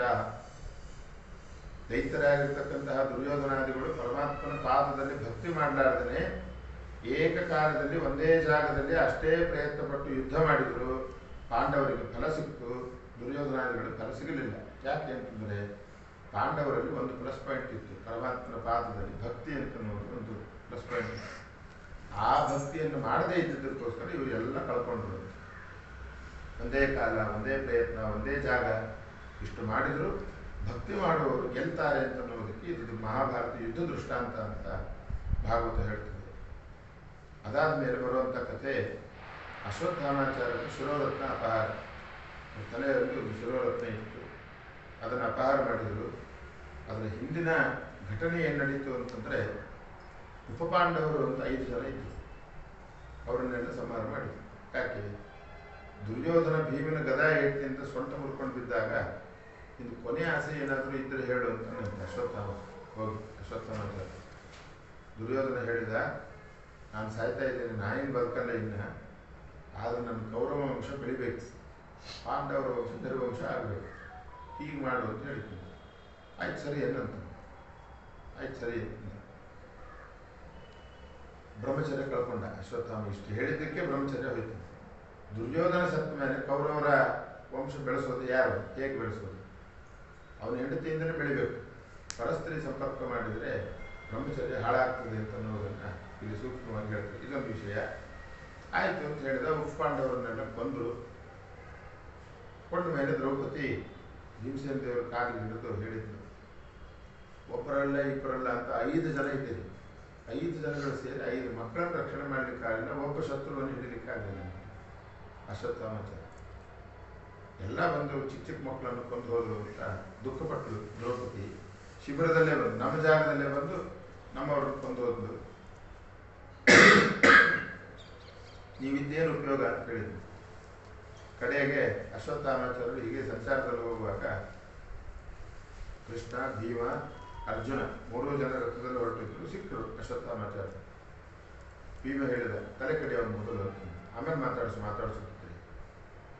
ಯಾಕೆ ಅಂತಂದರೆ ಆತ ತಾಯಿ ಅಂತ ಕರೀತಾರೆ. ವಿಷ ಹಾಕಿದವರನ್ನ, ಮನೆಗೆ ಬೆಂಕಿ ಹಚ್ಚಿದವರನ್ನ, ಊರಿಗೆ ಬೆಂಕಿ ಹಚ್ಚೋರನ್ನ, ಹೆಣ್ಮಕ್ಳನ್ನು ಕೊಂದವರನ್ನ, ಗರ್ಭಪಾತ ಮಾಡಿಸಿದವರನ್ನ, ಚಿಕ್ಕ ಮಕ್ಕಳು ಕೊಂದವರನ್ನ ಷಡೆಯತೆ ಖ್ಯಾತ ತಾಯಿನ ಅಂತ, ವೃತ್ತಿದೋ ಗರದಷ್ಟೈವ ಅಂತ. ಆತ ತಾಯಿಗಳು ಯಾರಾದರೂ ಕಣ್ಣಿಗೆ ಕಂಡ್ರೆ ಮೊದಲು ತಲೆ ಕಡ್ದು ಆಮೇಲೆ ಮಾತಾಡಿಸ್ಬೇಕು ಅಂತ ಧರ್ಮಶಾಸ್ತ್ರ ಹೇಳ್ತದೆ. ಅದಕ್ಕೆ ತಲೆ ಕಡಿ ಅಂತ ಹೇಳ್ತಾರೆ.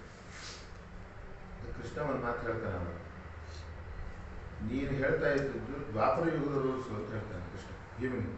ನೀನು ಹೇಳ್ತಾ ಇರೋದು ದ್ವಾಪರ ಯುಗದ ರೂಲ್ಸ್, ಆದರೆ ಇದು ಕಲಿಯುಗ. ಕಲಿಯುಗದಲ್ಲಿ ಬ್ರಾಹ್ಮಣರನ್ನು ದೈಹಿಕವಾಗಿ ಹಿಂಸೆ ಮಾಡುವ ಹಾಗಿಲ್ಲ. ನಮ್ಗೆ ಅರ್ಥ ಆಗೋದೇನಿದ್ರಿಂದ ಅಂತಂದ್ರೆ ಕಲಿಯುಗ ಪ್ರಾರಂಭ ಆಗಿದ್ದು ಯಾವತ್ತಿಂದ ಅಂತಂದರೆ ದುರ್ಯೋಧನ ಯಾವತ್ತು ಕಾಲ ಮಾಡ್ಕೊಂಡು ಬಿದ್ದನೋ ಅಲ್ಲಿಂದ ಕಲಿಕಾಲ ಪ್ರಾರಂಭ. ಇದೆಲ್ಲ ಅದಾದ್ಮೇಲೆ ಆಗಿದ್ದು ಅಂತ ಹೇಳ್ತಾರೆ. ಮತ್ತು ಭೀಮ ಕೃಷ್ಣನ ಮಾತಿಗೆ ವಿರೋಧ ಮಾತಾಡಲಿಲ್ಲ. ನೀ ಹೇಳಿದ್ದ ಧರ್ಮಶಾಸ್ತ್ರ ಅಂತ ಹೇಳಿದ. ಸರಿ, ಏನು ಮಾಡೋಣ ಇವನನ್ನು ಅಂತಂದರೆ, ಆ ರತ್ನಾಪಹಾರ ಮಾಡಿರಿ, ರತ್ನ ಇದ್ದ ಜಾಗಕ್ಕೆ ಗಾಯ ಆಗ್ತದೆ. ಪ್ರತಿಯೊಬ್ಬ ನೋಡಿದವರಿಗೂ ಕೂಡ ಇವರು ಅಶ್ವತ್ಥಾಮಾಚಾರ್ಯರು ತಪ್ಪು ಮಾಡಿದ್ದಕ್ಕೋಸ್ಕರ ಪಾಂಡವರು ಮಾಡಿದ್ದಿತ್ತು ಅಂತ ಗೊತ್ತಾಗ್ತದೆ ಅಂತ ಹೇಳಿ ಕೃಷ್ಣ ಅದಕ್ಕೆ ಸಮಾಧಾನ ಕೊಟ್ಟ. ಆಯಿತು, ಶಿರೋರತ್ನ ಅಪಹಾರ ಮಾಡಿದರು. ಈ ಸನ್ನಿವೇಶದಿಂದ ನಾವು ತಿಳ್ಕೊಳ್ಳೋದೇನು ಅಂತಂದರೆ, ಕಲಿಯುಗದಲ್ಲಿ ಬ್ರಾಹ್ಮಣರಿಗೆ ದೈಹಿಕ ಶಿಕ್ಷೆ ಅಂತ ಅನ್ನೋದು ನಿಷಿದ್ಧ. ಅವರ ತಲೆ ಕಡಿಯೋದು, ನೇಣು ಹಾಕೋದು, ಇಂಥದ್ದೆಲ್ಲ ಮಾಡೋ ಹಾಗಿಲ್ಲ. ಇಷ್ಟು ಅಂತ ಈ ಸನ್ನಿವೇಶದಿಂದ ತಿಳಿತಕ್ಕಂಥದ್ದು. ಆ ಉಪಪಾಂಡವರೆಲ್ಲ ಸತ್ರಲ್ಲ. ಮುಂದೆ ಅಶ್ವತ್ಥಾಮಾಚಾರ್ಯರು ತಲೆ ಕಡಿಲಿಕ್ಕೆ ಹೋಗುವಾಗ ಮೂಲ ರೂಪದ ರುದ್ರದೇವರು ಬರ್ತಾರೆ. ಒಂದು ಅಶ್ವತ್ಥಾಮ ಏನು ಮಾಡ್ತಾ ಇದ್ದೆ ಅಂತ ಕೇಳ್ತಾರೆ. ಏನು ಮಾಡ್ತಾ ಇದ್ದೀನಿ? ಯಾವುದೋ ದುರ್ಯೋಧನನ ಮಾತನ್ನ ಅವನಿಗೆ ಸಂತೋಷ ಆಗಬೇಕು ಅಂತ ಪಾಂಡವರ ವಂಶ ನಿರ್ವಂಶ ಮಾಡ್ತಾ ಇದೆಯಾ? ಮಕ್ಕಳನ್ನು ಕೊಂದು. ಮಕ್ಕಳನ್ನು ಕೊಲ್ಲೋದೇ ಮಹಾಪಾಪ. ಅದರಲ್ಲಿ ಪಾಂಡವರ ವಂಶದಲ್ಲಿ ನಾರ್ಮಲ್ ಮನುಷ್ಯರು ಯಾರು ಹುಟ್ಟಲ್ಲ, ದೇವತೆಗಳೇ ಹುಟ್ಟುತ್ತಾರೆ. ದೇವತೆಗಳನ್ನು ಕೊಂದರೆ ಎಷ್ಟು ಪಾಪ ಇದೆ, ಎಷ್ಟು ವೈಷ್ಣವ ದ್ವೇಷ. ಅದು ಮಾಡಬೇಡ ಈ ಕೆಲಸ ಅಂತ ಹೇಳಿದರು. ಅಶ್ವತ್ಥಾಮಾಚಾರ್ಯ ಹೇಳಿದ್ರು, ನಾ ಈ ಕೆಲಸ ಮಾಡಲಿ ಅನ್ನೋದಕ್ಕೋಸ್ಕರನೇ ಕೃಷ್ಣ ಎಲ್ಲರನ್ನೂ ಕರ್ಕೊಂಡು ಹೋಗಿದ್ದಾನೆ. ಭೀಷ್ಮಾಚಾರ್ಯರ ಉಪದೇಶ ಕರ್ಕೊಂಡು ಹೋದಲ್ಲ ಕೃಷ್ಣ. ಅರ್ಜುನನನ್ನು ಕರ್ಕೊಂಡು ಹೋಗ್ಲೇಬೇಕಾದ್ರೆ, ನಕುಲ ಸಹದೇವರನ್ನು ಕರ್ಕೊಂಡು ಹೋಗಲಿ, ಧರ್ಮರಾಜನ ಕರ್ಕೊಂಡು ಹೋಗಲಿ, ಭೀಮನ್ ಕರ್ಕೊಂಡು ಹೋಗೋ ನೆಸಿಟಿ ಏನಿತ್ತು ಅಂತ. ಭೀಮನ್ ಕರ್ಕೊಂಡು ಹೋಗೋ ನೆಸಿಟಿ ಏನಿತ್ತು? ಭೀಮಸೇನ ದೇವರು ಭೀಷ್ಮಾಚಾರ್ಯರ ಬಾಯಲ್ಲಿ ಧರ್ಮಶಾಸ್ತ್ರ ತಿಳ್ಕೊಳ್ಬೇಕಾ? ವಾಯುದೇವರು ಒಬ್ಬ ವಸುವಿನ ಬಾಯಿಂದ ವಾಯುದೇವರು ಧರ್ಮೋಪದೇಶ ಮಾಡಿಸೋ ನೆಸಿಟಿ ಇದ್ದಿದ್ದಿಲ್ಲ. ಆದರೂ ಕೃಷ್ಣ ಕರ್ಕೊಂಡು ಹೋಗಿದ್ದಾನೆ ಅಂದರೆ ನಾನು ಕೊಲ್ಲಿ ಅಂತಲೇ ಕೃಷ್ಣನ ಸಂಕಲ್ಪ ಇದೆ ಅಂತ ಶುಕಾಚಾರ್ಯ ರುದ್ರದೇವರು ಹೇಳ್ತೀನಿ, ನಾಳೆ ಬಾರಿ ಅನುಭವಿಸ್ತು ಅಂತ ಹೇಳಿ ಅಂಥೇಳಿ ರುದ್ರದೇವರು ಹೊರಟರು. ಈ ಪ್ರಶ್ನೆ ಯಾಕೆ ಬರ್ತದೆ ನಮಗೆ? ಮಹಾಭಾರತದ ಕಥೆಗಳಿದ್ದಾರೆ.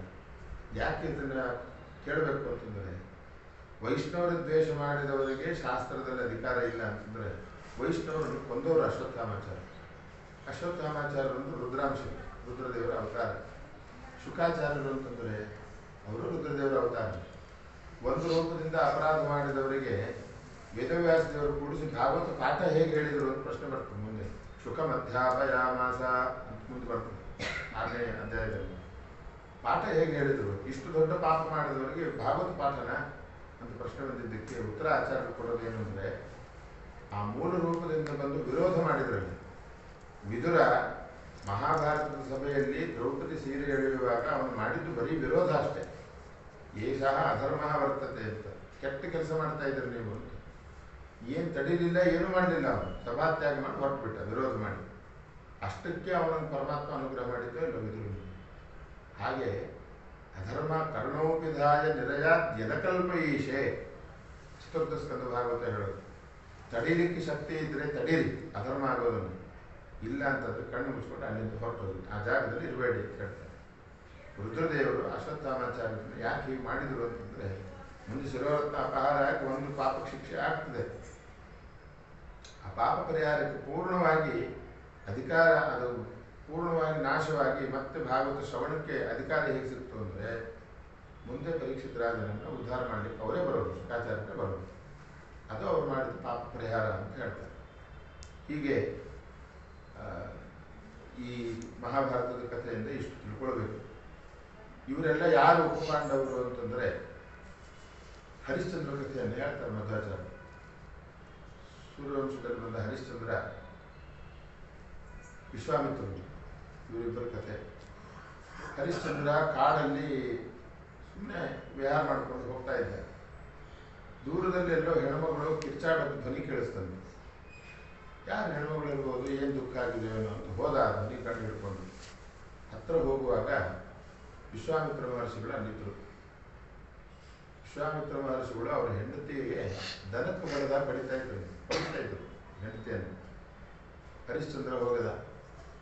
ಋಷಿಗಳು ಅಂತ ಹೇಳ್ತಾರೆ, ಇನ್ನೊಬ್ಬರಿಗೆ ಧರ್ಮೋಪದೇಶ ಮಾಡ್ತೀರಿ, ಹೆಣ್ಮಕ್ಳಿಗೆ ಹೊಡೆಯೋದ ಹೀಗೆ? ಮೂರ್ಛಿತೆ ಪತಿತೆ ನಾರ್ಯಾಂ ಗವಿ ಎಷ್ಟಿ ಪ್ರಹಾರಿತೆ ಗಾಯತ್ರಿ ಅಷ್ಟಸಹಸ್ರೇಣ ಪ್ರಾಯಶ್ಚಿತ್ತಂ ವಿಶೋಧಿತಂ. ಇನ್ನೊಬ್ಬರಿಗೆ ಮೂರ್ಛೆ ಬರುವಾಗ ಹೊಡೆದ್ರೆ, ನಪುಂಸಕನನ್ನು ಹೊಡೆದ್ರೆ, ಹೆಣ್ಮಕ್ಳನ್ನು ಹೊಡೆದ್ರೆ, ಹಸುವನ್ನು ಕೋಲ್ ತಗೊಂಡು ಹೊಡೆದ್ರೆ ಇವರು ಪ್ರಾಯಶ್ಚಿತ್ತ ಏನು ಅಂತಂದ್ರೆ 8,000 ಗಾಯತ್ರಿ ಜಪ ಮಾಡಬೇಕು. ಧರ್ಮಶಾಸ್ತ್ರ ಹೇಳೋದು. ಧರ್ಮಶಾಸ್ತ್ರ ಎಲ್ಲ ಮಾಡ್ಲಿಕ್ಕಾಗ್ತದೆ ಅಂತ ಓದೋದಲ್ಲ, ಎಷ್ಟು ಬಿಡ್ತಾ ಇದ್ದೀವಿ ಅಂತ ಅನ್ನೋದನ್ನು ತಿಳ್ಕೊಳ್ಳೋಕ್ಕೋಸ್ಕರ ಅದು ತಿಳ್ಕೊಂಡಿರ್ಬೇಕು ಧರ್ಮಶಾಸ್ತ್ರ ಪ್ರಮಾಣದಿಂದ. ಹೀಗೆ ವಿಶ್ವಾಮಿತ್ರರಿಗೆ ಹೇಳಿದ ಹರಿಶ್ಚಂದ್ರ, ಹೆಣ್ಮಕ್ಳನ್ನು ಹೊಡಿತಾ ಇದ್ದೀರಲ್ಲ ನೀವು, ಇನ್ನೊಬ್ಬರು ಉಪದೇಶ ಮಾಡೋ ಸ್ಥಾನದಲ್ಲಿದ್ದೀರಿ. ಅವ್ರಿಗೇನೋ ಮಾತಾಯಿತು, ಆಯಿತು, ನಿನಗೇನು ಅಧಿಕಾರ ಇದೆ ಅಂತ ಕೇಳಿದ್ರು. ಅದಕ್ಕೆ ಹರಿಶ್ಚಂದ್ರ ಹೇಳಿದ, ನಾನು ಈ ದೇಶದ ರಾಜ, ಈ ದೇಶದ ರಾಜ ನಾನು, ಯಾರ ಮನೆಯಲ್ಲಿ ಏನು ಸಮಸ್ಯೆ ಆದರೂ ನಾನು ಇಂಟರ್ಫಿಯರ್ ಆಗ್ಬೋದು, ನನಗೆ ಅಧಿಕಾರ ಇದೆ ಅಂತ ಹೇಳಿದ. ಆಯಿತು ಅಂತ ವಿಶ್ವಾಮಿತ್ರರು ಬಿಟ್ಟರು. ಆ ಗಲಾಟೆ ಸಮಸ್ಯೆ ಪರಿಹಾರ ಆಯಿತು. ಈ ವಿಶ್ವೇ ದೇವತೆಗಳಲ್ಲಿ 10 ಜನ ಇದ್ದಾರೆ. ಕೃತು, ಕಾಮಕಾಲಕ, ಪುರೂರವ, ಆರ್ದ್ರವ, ಇಂಥವರೆಲ್ಲ ಇದ್ದಾರೆ. 10 ಜನ ಇದ್ದಾರೆ. ಅದರಲ್ಲಿ 5 ಜನ ಇವರಿಬ್ಬರು ಗಲಾಟೆ ಆಗೋ ಜಾಗದಲ್ಲಿ ನಿಂತಿದ್ದರಂತೆ ವಿಶ್ವೇ ದೇವತೆಗಳು. ನಿಂತಾಗ ಅವರು ಪರಸ್ಪರವಾಗಿ ಮಾತಾಡ್ತಾ ಇದ್ರಂತೆ. ಇಂಥ ದೊಡ್ಡ ಋಷಿಗಳು ಅಂತ ಊರಿಗೆಲ್ಲ ಹೇಳ್ಕೊಡ್ತಾರೆ, ಹೇಳ್ತೀನಿ ಹಿಂದೂ ದನ ಕೊಡೋದನ್ನು ಬಡಿತಾ ಇದ್ದಾರೆ ನೋಡಿ. ಅದಕ್ಕೆ ವಿಶ್ವಾಮಿತ್ರರಿಗೆ ಸಿಟ್ಟು ಬಂದು ಶಾಪ ಕೊಟ್ಟರಂತ. ಇವ ಕೇಳಲಿಕ್ಕೆ ಅಥಾರಿಟಿ ಇದೆ ಇವನಿಗೆ, ಯಾಕೆಂದ್ರೆ ರಾಜ ಇವನು, ನೀಯಾ ಇನ್ನೊಬ್ರು ಸುದ್ದಿ ಮಾತಾಡಲಿಕ್ಕೆ, ಅದರಿಂದ ನೀವು ಮಾಡಿದ ತಪ್ಪೆ ಅಂತ ಹೇಳಿ ನೀವೆಲ್ಲ ಬರ್ಬರೆ ಹತ್ಯೆ ಆಗಿ ಸಾಯಲಿ ಶಾಪ ಕೊಟ್ಟಿದ್ರಂತೆ ವಿಶ್ವಾಮಿತ್ರರು. 5 ಜನ ವಿಷಯ ದೇವತೆಗಳು. ಅದೇ 5 ಜನ ವಿಷಯ ದೇವತೆಗಳೇ ಉಪಪಾಂಡವರಾಗಿ ಹುಟ್ಟಿ ಬರ್ಬರ ಹತ್ಯೆಗೀಡಾದರು ಅಂತ ಇಷ್ಟು ವಿಚಾರವನ್ನು ಮಹಾಭಾರತದ ಕಥೆಯನ್ನು ವ್ಯಾಖ್ಯಾನದಲ್ಲಿ ಮಧ್ವಾಚಾರ್ಯರು ಸೇರಿಸುವಂಥದ್ದು. ಆಮೇಲೆ ಯುದ್ಧ ಎಲ್ಲ ಮುಗಿತು, ಪಾಂಡವರಿಗೆ ಜಯ ಸಿಕ್ತು. ಕೃಷ್ಣನ ಇನ್ನು ದ್ವಾರಕಕ್ಕೆ ಹೋಗ್ತೀನಿ ಅಂತಂದಾಗ ಉತ್ತರಾದೇವಿ ಓಡೋಡ್ಕೊಂಡು ಇನ್ನು ದ್ವಾರಕಕ್ಕೆ ಹೊರಟುಬಿಟ್ಟು ಅಂದವಳು. ಕೃಷ್ಣ ಕೇಳಿದ, ಎಲ್ಲ ಕೆಲಸ ಮುಗೀತಲ್ಲ, ನಾನು ಇನ್ನು ಹೊರಡ್ತೇನೆ, ಈಗಲೇ ಇರೋದು ಪ್ರಧಾನ ಕೆಲಸ. ಯಾಕೆ? ತನ್ನ ಗರ್ಭ ತೋರಿಸಿ ಹೇಳ್ತಾಳೆ, ದ್ರೌಣ್ಯಸ್ತ್ರ ವಿಪ್ಲುಷ್ಟಮಿದಂ ಮದಂಗಂ. ನನ್ನ ಗರ್ಭ ನೋಡು, ದ್ರೋಣಾಚಾರ್ಯರ ಮಗನಾದ ಅಶ್ವತ್ಥಾಮಾಚಾರ್ಯರು ಬಿಟ್ಟ ಬಾಣ ಈ ಗರ್ಭವನ್ನ ನಾಶ ಮಾಡಬೇಕು ಅಂತ ಕಾಯ್ತಾ ಇತ್ತು. ಸಂತಾನ ಬೀಜಂ ಕುರು ಪಾಂಡವಾನ. ಕೌರವರಿಗೂ ಪಾಂಡವರ ಹೆಸರು ಹೇಳಲಿಕ್ಕೆ ಉಳ್ಕೊಂಡಿದ್ದು ಒಂದು ಗರ್ಭ, ಕಂಡ ಸತ್ತ, ಇದೊಂದು ಗರ್ಭ. ಜುಗೋಪಕುಕ್ಷಂಗತಾರ್ಥ ಚಕ್ರ ಮಾತುಶ್ಚ ಮೇಯ ಶರಣಂಗತಾಯಾ. ಉತ್ತರಾದೇವಿ ಬಂದು, ಈ ಗರ್ಭ ರಕ್ಷಣೆ ಮಾಡಲಾಡಿದ ದ್ವಾರಕಕ್ಕೆ ಹೋದ್ರೆ ಇದ್ರ ಗತಿ ಏನು ಅಂತ ಕೇಳ್ಕೊಂಡು. ಹೌದು ಅನ್ನಿಸ್ತು ಕೃಷ್ಣನಿಗೆ. ಯಾಕೆ? ಉತ್ತರಾದೇವಿ ಒಂದು ಉತ್ತರ ಕೊಡ್ತಾಳೆ. ನೋಡು ಕೃಷ್ಣ, ಸ್ವಾರ್ಥದಿಂದ ಬಂದು ಕೇಳ್ಕೊಳ್ತಾ ಇದ್ದೀನಿ ಅಂತ ಹೇಳಬೇಡ, ನನ್ನನ್ನು ತಿಳ್ಕೊಳ್ಬೇಡ. ಯಾಕೆ? ನಾನೊಬ್ಬ ಕ್ಷತ್ರಿಯ ಕನ್ಯೆ. ಪ್ರತಿಯೊಬ್ಬ ಕ್ಷತ್ರಿಯ ಕನ್ಯೆಯೂ ಕೂಡ 2 ವಿಚಾರಕ್ಕೆ ಮೆಂಟಲಿ ಪ್ರಿಪೇರ್ ಆಗಿಬಿಟ್ಟಿರ್ತಾರೆ ಹೆಣ್ಮಕ್ಳು ಮದುವೆ ಟೈಮಲ್ಲಿ. ನನ್ನ ಗಂಡ ಯಾವಾಗಲೂ ಸಾಯ್ಬೋದು, ನನ್ನ ಮಗನು ಯಾವಾಗ ಬೇಕಾದ್ರೆ ಸಾಯ್ಬೋದು, ಇಷ್ಟಕ್ಕೆ ರೆಡಿಯಾಗಿ ಮದುವೆ ಆಗಿರ್ತೀವಿ ನಾವು ಕ್ಷತ್ರಿಯರ ಕನ್ಯೆಯರು. ಯುದ್ಧ ಆಯಿತು, ಎಷ್ಟು ಜನ ಹೆಣ್ಮಕ್ಳು ಅವ್ರ ಗಂಡನನ್ನು ಕಳ್ಕೊಂಡಿಲ್ಲ, ಎಷ್ಟು ಜನ ತಾಯಿಯಂದ್ರು ಅವ್ರ ಮಕ್ಕಳನ್ನು ಕಳ್ಕೊಂಡಿಲ್ಲ. ನನ್ನ ಗರ್ಭ ಹೋದರೆ ಅಭಿಮನ್ಯು ಸತ್ತಿದ್ದರಿಂದ ಅಷ್ಟೆಲ್ಲ ಹೆಣ್ಮಕ್ಳನ್ನು ನಾನು ಒಬ್ಬಳಾಗ್ತೇನೆ, ಅದೇನು ದೊಡ್ಡ ವಿಚಾರ ಅಲ್ಲ. ಸಮಸ್ಯೆ ಯಾರಿಗೆ ಗೊತ್ತಾ? ನಿನಗೂ ಏನು ಸಮಸ್ಯೆ ಇಲ್ಲ, ಯಾಕೆಂದ್ರೆ ನಿನಗೂ ದೇವರು ನಂಬಿದವರು ಹಾಳಾದರು ಅಂತ. ಇಷ್ಟು ಜನ ನಿನ್ನನ್ನು 100 ರೀತಿ ಬೈಯೋರಿಗೆ ಇದೊಂದು ಸೇರ್ಕೊಡ್ತದೆ. ನಿನಗೂ ಸಮಸ್ಯೆ ಇಲ್ಲ, ನನಗೂ ಸಮಸ್ಯೆ ಇಲ್ಲ. ಸಮಸ್ಯೆ ಯಾರಿಗೆ ಬರೋದು ಅಂದರೆ, ಅವತ್ತು ಮಹಾಭಾರತದಲ್ಲಿ ದುರ್ಯೋಧನಾದಿಗಳ ಮುಂದೆ ಸಭೆಯಲ್ಲಿ ಹೇಳಿದೆಲ್ಲ, ಮಮ ಪ್ರಾಣ ಹಿ ಪಾಂಡವಾಹ. ಊಟಕ್ಕೆ ಬಾರೋ ಅಂತ ದುರ್ಯೋಧನ ಕರೆದ ಕೃಷ್ಣನ ಸಂಧಾನಕ್ಕೆ ಹೋದಾಗ ಬರೋದಿಲ್ಲ. ಯಾಕೆ? ಕೃಷ್ಣ ಹೇಳಿದ ಉತ್ತರ, ದ್ವಿಷದನ್ನಂ ನಭುಂಜೀತ ದ್ವಿಷಂತಂ ನೈವ ಭೋಜಯೇ. ನಮಗೆ ಯಾರನ್ನು ಕಂಡ್ರೆ ಆಗಲ್ವೋ ಅವರು ನಮ್ಮ ಮನೆಗೆ ಊಟಕ್ಕೂ ಕರಿಬಾರ್ದು. ಯಾರಿಗೆ ನಮ್ಮನ್ನು ಕಂಡ್ರೆ ಆಗಲ್ವೋ ಅಂಥವ್ರ ಮನೆಗೆ ನಾವು ಊಟಕ್ಕೆ ಹೋಗಬಾರ್ದು. ಏನಾದರೂ ಪ್ರಯೋಗ ಆಗುವಂಥ ಪರಿಸ್ಥಿತಿ ಇರ್ತದೆ. ದುರ್ಯೋಧನ, ನಾ ಏನು ದ್ವೇಷ ಮಾಡಿದ್ದೇನೆ ನೀನು? ಕೃಷ್ಣ ಹೇಳಿದ, ನೀ ಏನು ನನ್ನನ್ನು ದ್ವೇಷ ಮಾಡ್ತಾ ಇಲ್ಲ, ಆದರೆ ನನಗೆ ಪ್ರಾಣಕ್ಕೆ ಸಮಾನರಾದ ಪಾಂಡವರನ್ನು ದ್ವೇಷ ಮಾಡ್ತಾ ಇದ್ದೆ. ಆದ್ದರಿಂದ ನಿನ್ನ ಮನೆಯಲ್ಲಿ ಊಟ ಮಾಡಲ್ಲ. ಯಾಕೆಂದರೆ ಮಮ ಪ್ರಾಣ ಹಿ ಪಾಂಡವ, ಪಾಂಡವರಲ್ಲಿ ನನ್ನ ಪ್ರಾಣಕ್ಕೆ ಸಮಾನ ಅಂತ ಭಾರಿ ಕುಚ್ಕೊಂಡೆ. ಅವತ್ತು ಇವತ್ತೇನು ಪರಿಸ್ಥಿತಿ ಆಗಿದೆ, ಪಾಂಡವರಿಗೆಲ್ಲ ವಯಸ್ಸಾಗಿದೆ. ಅವರೇನು ಸಂತಾನ ಅಭಿವೃದ್ಧಿ ಮಾಡಲಿಕ್ಕಾಗಲ್ಲ. ಇನ್ನು ಅಭಿಮನ್ಯು ಇಲ್ಲ, ಯುವಕರು ಯಾರೂ ಇಲ್ಲ ಪಾಂಡವರ ವಂಶದಲ್ಲಿ. ಈ ಗರ್ಭನಾಶ ಆಯಿತು ಅಂದರೆ ಕೃಷ್ಣ ಪರಮಾತ್ಮನನ್ನ ಬಿಟ್ಟು ಬೇರೆ ಯಾರನ್ನೂ ಉಪಾಸನೆ ಮಾಡಲಾರದೆ ಇರತಕ್ಕಂತಹ ಪಾಂಡವರ ವಂಶ ನಿರ್ವಂಶ ಆಯಿತು ಅಂತ ಕೆಟ್ಟ ಕೀರ್ತಿ ಯಾರಿಗೆ ಗೊತ್ತಾ? ಪಾಂಡವರು. ಬೇಕಾದ್ರೆ ಬಿಟ್ಟು ಹೋಗುವಂಥವ್ರು ಉತ್ತರಾದೇವಿ. ಅದಕ್ಕೆ ಶ್ರೀನಿವಾಸ ಕಲ್ಯಾಣದಲ್ಲಿ ಒಂದು ಮಾತಾಡ್ತಾರೆ, ಏಕಪುತ್ರೋ ಹ್ಯಪುತ್ರಸ್ತು ಏಕನೇತ್ರೋ ಹ್ಯನೇತ್ರವಾನ್ ಸ್ತ್ರೀವಿಷ್ಟ ಯತ್ಕೃತಂ ಕರ್ಮ ನ ತತ್ಕರ್ಮ ಫಲಪ್ರದಂ ಅಂತ. ಒಂದೇ ಕಣ್ಣಿದ್ರೆ ಅಷ್ಟು ಸಫಿಷಿಯೆಂಟಾಗಿ ಜೀವನ ಮಾಡಲಿಕ್ಕಾಗಲ್ಲ ಅಂತ. ಒಬ್ಬನೇ ಮಗ ಇದ್ರೂ ಅಷ್ಟು ಗ್ಯಾರಂಟಿ ಇರಲ್ಲ ನಾವು ಉದ್ಧಾರ ಆಗ್ತೀವಿ ಅಂತ. ಹೆಣ್ಮಕ್ಳ ಕೈಯಲ್ಲಿ ಒಪ್ಪಿಸಿದ ಕೆಲಸವೂ ಕೂಡ ಯಾವುದು ಸರಿಯಾಗಿ ಆಗಲ್ಲ ಅಂತ ಬಕುಲಾದೇವಿ ವಿಚಾರದಲ್ಲಿ ಹೇಳಿದರೆ ಭಾಗವತ ಆ ಮಾತಿಗೆ ವಿರುದ್ಧವಾದ ಸನ್ನಿವೇಶ ಇದೆ. ಯಾರು ಮಾತಾಡಿದರೂ ಕೃಷ್ಣ ನಿಲ್ತಾ ಇದ್ದಿದ್ದಿಲ್ಲ ದ್ವಾರಕಾದಲ್ಲಿ. ಉತ್ತರಾದೇವಿ ಚಾಕಚಕ್ಯತೆ ನೋಡಿ ಹೇಗೆ ಮಾತಾಡಿದ್ರು ನೋಡಿ. ನನಗೆ ಸಮಸ್ಯೆ, ನನ್ನ ಮಗನ ಮೇಲೆ ಮೋಹ ಇಲ್ಲ ನನಗೆ, ನಿನಗೆ ನಿನ್ನ ಬಗ್ಗೆ ನಿನಗೆ ಮೋಹ ಇಲ್ಲ. ಅಮಾನಿ ಮಾನದಹ ಅಂತ ಪರಮಾತ್ಮನಿಗೆ ಯಾರೇನಂದ್ರೂ ತಲೆ ಕೆಡಿಸ್ಕೊಳ್ಳಲ್ಲ ಅಂತ ಪರಮಾತ್ಮ. ಆದ್ದರಿಂದ ಅಮಾನಿ, ಅವನ ಬಗ್ಗೆ ಅವನು ತಲೆ ಕೆಡಿಸ್ಕೊಳ್ಳಲ್ಲ ಜಾಸ್ತಿ ಅಂತ. ಇಷ್ಟು ವ್ಯವಸ್ಥೆ ಮಾಡಿ ಆ ಪಾಂಡವರ ವಂಶ ಕೊನೆ ತನಕವೂ ಉಳಿಯೋ ಅಂತ ವ್ಯವಸ್ಥೆ ಮಾಡಲಿಕ್ಕೆ ಮಾತಾಡಿದ ಮಾತು ಉತ್ತರಾದೇವಿ ಮಾತು ಅಂತ ಹೇಳ್ತಾರೆ. ಆದ್ದರಿಂದ ಹೆಣ್ಮಕ್ಳ ಕಡೆ ಒಪ್ಪಿಸಿದ ಕೆಲಸ ಯಾವುದು ಫಲ ಕೊಡಲ್ಲ ಅಂತ ಹೇಳಿದ ಶಾಸ್ತ್ರ ಕೆಲವೊಂದು ಕೆಲಸಕ್ಕೆ ಹೆಣ್ಮಕ್ಳ ಮಾತೇ ಕೆಲಸ ಮಾಡೋದು ಅಂತ ಹೇಳ್ತಾರೆ. ಇದೆಲ್ಲ ಪುರಾಣದಲ್ಲಿ ಹೆಣ್ಮಕ್ಳಿಗೆ ಇಟ್ಟಿರ್ತಕ್ಕಂಥ ಸ್ಥಾನಮಾನ.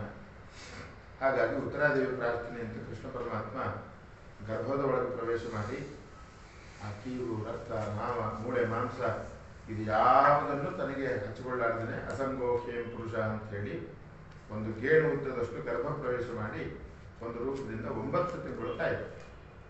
ಆ ಕೃಷ್ಣನನ್ನು ತನ್ನ ಸುತ್ತಲೂ ಓಡಾಡೋದನ್ನು ಮಗು 5ನೇ ತಿಂಗಳಿಂದ ನೋಡ್ತಾ ಇತ್ತು. ಅದರಿಂದ ಅವನಿಗೆ ಹೆಸರು ಗರ್ಭದಲ್ಲಿದ್ದಾಗಲೇ ಬಂದ ಹೆಸರು ಪರೀಕ್ಷಿತ ಅಂತ. ಈಕ್ಷಿತ ಅಂದ್ರೆ ನೋಡಿದವನು ಅಂತ. ಈಕ್ಷಿತ ಅಂತಂದ್ರೆ ದೇವರು ಸುತ್ತಲೂ ತಾನು ಓಡಾಡಿದ್ದನ್ನು ನೋಡ್ತಕ್ಕಂತಹ ವ್ಯಕ್ತಿ ಪರೀಕ್ಷಿತ ಅಂತ ಪ್ರಸಿದ್ಧಿಯಾದ. ಗರ್ಭದಲ್ಲಿದ್ದಾಗ ದೇವರಿದ್ದ, ಹೊರಗಡೆ ಬಂದ ಮೇಲೆ ಮತ್ತೆ ಸತ್ತ. ಆ ಕೂಸು ಸತ್ತ ಬ್ರಹ್ಮಾಸ್ತ್ರ ಪ್ರಯೋಗ ಮಾಡ್ತು. ಆವಾಗ ಕೃಷ್ಣ ಮತ್ತೆ ಮಗು ಹುಟ್ಟಿದೆ, ಪಾಂಡವರಿಗೆಲ್ಲ ಮೊಮ್ಮಗು ಹುಟ್ಟಿದೆ ಅಂತ ನೋಡ್ಲಿಕ್ಕೆ ಬಂದಾಗ ದಶಮಸ್ಕಂದದಲ್ಲಿ ಏನೇನು ಕೃಷ್ಣನ ಮೇಲೆ ಅಪಕೀರ್ತಿಗಳಿದೆಯೋ, ಪರಸ್ತ್ರೀ ಸಂಘ ಮಾಡಿದ್ದಾನೆ, ಇನ್ನೊಬ್ಬರ ಮನೆ ಅನ್ನ ತಿಂದಿದ್ದಾನೆ, ಕಳ್ಳತನ ಮಾಡಿದ್ದಾನೆ, ಇವನು ಜಾರ ಅಂತ ಏನೇನಿದೆಯೋ ಎಲ್ಲದಕ್ಕೂ ಉತ್ತರ ಮೊದಲೇ ಕೊಟ್ಟಿದ್ದಾನೆ ಕೃಷ್ಣ. ಪ್ರಥಮ ಸ್ಕಂದದಲ್ಲೇ ಕೊಟ್ಟಿದ್ದಾನೆ. ಆ ಮಗು ಸತ್ತಾಗ ನಾನು ಅನಾದಿ ಕಾಲದಿಂದ ಬ್ರಹ್ಮಚಾರಿಯಾಗಿದ್ದರೆ, ನನ್ನ ಮನೆ ಬಿಟ್ಟು ಬೇರೆ ಯಾರ ಮನೆಯಲ್ಲೂ ಊಟ ಮಾಡದೇ ಇದ್ರೆ, ಕಳ್ಳತನ ಮಾಡದೇ ಇದ್ರೆ ಈ ಮಗು ಬದುಕುಳಿಲಿ ಅಂತ ಹೇಳಿ ಪ್ರತಿಜ್ಞೆ ಮಾಡಿದ್ದಾನೆ ಕೃಷ್ಣ. ಮಗು ಸತ್ತಿದ್ದು ಮಗು ನಗಲಿಕ್ಕೆ ಪ್ರಾರಂಭ ಆಯಿತು. ಆದ್ದರಿಂದ ಸಾಕ್ಷಾತ್ ನಾರಾಯಣನೇ ಬಂದು ಕೃಷ್ಣಾವತಾರದಿಂದ ರಕ್ಷಣೆ ಮಾಡಿದ್ದರಿಂದ ವಿಷ್ಣು ರಾತ ಅಂತ ಅವನಿಗೆ ಹೆಸರು ಬಂತು. ರಾತ ಅಂದರೆ ಪ್ರೊಟೆಕ್ಟೆಡ್ ಅಂತ, ಪ್ರೊಟೆಕ್ಟೆಡ್ ಬೈ ಪರಮಾತ್ಮ ಅಂತ. ದೇವರೇ ಬಂದು ಇವನನ್ನು ರಕ್ಷಣೆ ಮಾಡಿದ್ದರಿಂದ ವಿಷ್ಣು ರಾತ ಅಂತ ಅವನಿಗೆ 2 ಹೆಸರು, ಪರೀಕ್ಷಿತ, ವಿಷ್ಣು ರಾತ ಅಂತ ಹೆಸರು. ಮಗು ಹುಟ್ಟಿದ ಮೇಲೆ ಪಾಂಡವರೆಲ್ಲ ಅದರ ಜಾತಕ ಕೇಳಿದಂತೆ ಹೇಗಿದೆ ಅಂತ. ಕೃಪಾಚಾರ್ಯರೆಲ್ಲ ಜ್ಯೋತಿಷ್ಯ ನೋಡಿದ್ರು. ರಾಮದೇವರ ಹಾಗೆ ಬ್ರಾಹ್ಮಣರನ್ನು ನೋಡ್ಕೊಳ್ತಾನೆ, ಇಂದ್ರನಂತೆ ರಾಜ್ಯಭಾರ ಮಾಡ್ತಾನೆ, ಬಲಿಚಕ್ರವರ್ತಿ ಅಂತ ದಾನ ಮಾಡ್ತಾನೆ, ಬೇಕಾದಷ್ಟು ಮಾಡ್ತಾನೆ. ಸಾಯೋದು ಮಾತ್ರ ಮುತ್ತಜ್ಜ ಸತ್ತಾಗ ಸಾಯ್ತಾನೆ ಅಂತ ಹೇಳಿದ್ರು. ಮುತ್ತಜ್ಜರ ಸಾವಿನಂತೆ ಸಾವಿನ ಈ ಮಗುವಿಗೆ. ಇನ್ನೂ ಕರಳ ಬಳ್ಳಿ ಕಟ್ಟು ಮಾಡಿಲ್ಲ, ಅದರ ಕಥೆ ಮುಂದೆ ಹೇಳ್ತಾರೆ ವೇದವ್ಯಾಸದಲ್ಲಿ. ಅಷ್ಟರೊಳಗಡೆ ಜಾತಕ ಕೇಳಿದ್ರು ಮಗುದ್ದು. ಹುಟ್ಟಿದ ಕ್ಷಣದ ಮೇಲೆ ಲೆಕ್ಕ ಹಾಕಿ ಸಾವಿನ ಬಗ್ಗೆ ಹೇಳಿದ್ರು. ಅಷ್ಟೆಲ್ಲ ಜಾತಕ ಕೇಳಿದ ಮೇಲೆ ಧರ್ಮರಾಜ ಬೇಕಾದಷ್ಟು ದಾನ ಮಾಡಿದ ಅಂತ ಬರ್ತದೆ ಕಥೆ. ಇಲ್ಲ ಜಾತಾಶೌಚ ಇದ್ದಾಗ ದಾನದ ಅಧಿಕಾರ ಹೇಗೆ, ವೃದ್ಧಿ ಇದ್ದಾಗ ಹೇಗೆ ಅಧಿಕಾರ ಅಂತ ಕೇಳಿದರೆ ಭಾಗವತ ಕೊಡುವ ಉತ್ತರ ಪ್ರಜಾತೀರ್ಥೇ ಸತೀರ್ಥವಿತ್. ಆ ಮಗು ಹುಟ್ಟಿ ಗರ್ಭದಿಂದ ಹೊರಗಡೆ ಬಂದು ಮಗುವಿನ ಕರಳ ಬಳ್ಳಿ, ತಾಯಿ ಕರಳ ಬಳ್ಳಿ ಕಟ್ಟು ಮಾಡೋಕ್ಕಿಂತ ಮೊದಲು ಏನು ಜಾತಾಶೌಚ ಪ್ರಾರಂಭ ಆಗಿರಲ್ಲ. ಅವಾಗ ಶುದ್ಧವಾಗೇ ಇರ್ತದೆ. ಮಗು ಗರ್ಭದಲ್ಲಿದ್ದಾಗೆ ಅದು ಇಂಡಿಪೆಂಡೆಂಟ್ ಆಗಿ ಜೀವನ ಪ್ರಾರಂಭ ಆಗೋದು ಯಾವಾಗ ಮಗುವಿಗೆ ಕರಳು ಬಳ್ಳಿ ಕಟ್ ಮಾಡಿದ್ವಿ. ಆವಾಗಿನಿಂದ ಜಾತಾಶೌಚ ಪ್ರಾರಂಭ. ಅಷ್ಟರ ಒಳಗಡೆ ಇಷ್ಟೆಲ್ಲ ದಾನ ಮಾಡಿ ಮುಗಿಸಿದ್ದ ಧರ್ಮರಾಜ ಅಂತ ಹೇಳ್ತಾರೆ. ಜ್ಯೋತಿಷ ನೋಡಿದ್ದೇನು, ಮುತ್ತಜ್ಜ ಸತ್ತಾಗ ಸಾಯ್ತದ ಮಗು. ಇವರು ಮುತ್ತಜ್ಜ ಅಂತಂದ್ರೆ ಪಾಂಡುರಾಜ. ಧರ್ಮರಾಜನ ಅಪ್ಪ. ಧರ್ಮರಾಜಾದಿಗಳೆಲ್ಲ ಅಜ್ಜಂದ್ರು ಇವನಿಗೆ, ಪರೀಕ್ಷಿತ್ ರಾಜನಿಗೆ. ಪಾಂಡುರಾಜ ಬದಲಿಗೆ ಹೋಗುವಾಗ ಇವತ್ತಿಗೂ ಪಾಂಡುಕೇಶ್ವರ ಅಂತ ಜಾಗ ಸಿಗ್ತದೆ. ಆ ಪಾಂಡುಕೇಶ್ವರದಲ್ಲಿ ಕುಂತಿ ಮತ್ತು ಮಾದ್ರಿಯನ್ನು ಕರ್ಕೊಂಡು ಒಂದಿಷ್ಟು ದಿನ ವಾಸ ಮಾಡೋಣ ಅಂತಿದ್ದ ಪಾಂಡುರಾಜ. ಆವಾಗ ಒಂದು ಜಿಂಕೆ ಬೇಟೆಯಾಡ್ತಾನೆ. ಆ ಜಿಂಕೆ ರೂಪದಲ್ಲಿ ಒಬ್ಬರು ಋಷಿಗಳು ತಮ್ಮ ಹೆಂಡತಿ ಜೊತೆಗೆ ವಿಹಾರ ಮಾಡ್ತಾ ಇದ್ದಾರೆ. ಕಿಂದಮ ಅಂತ ಋಷಿಗಳು.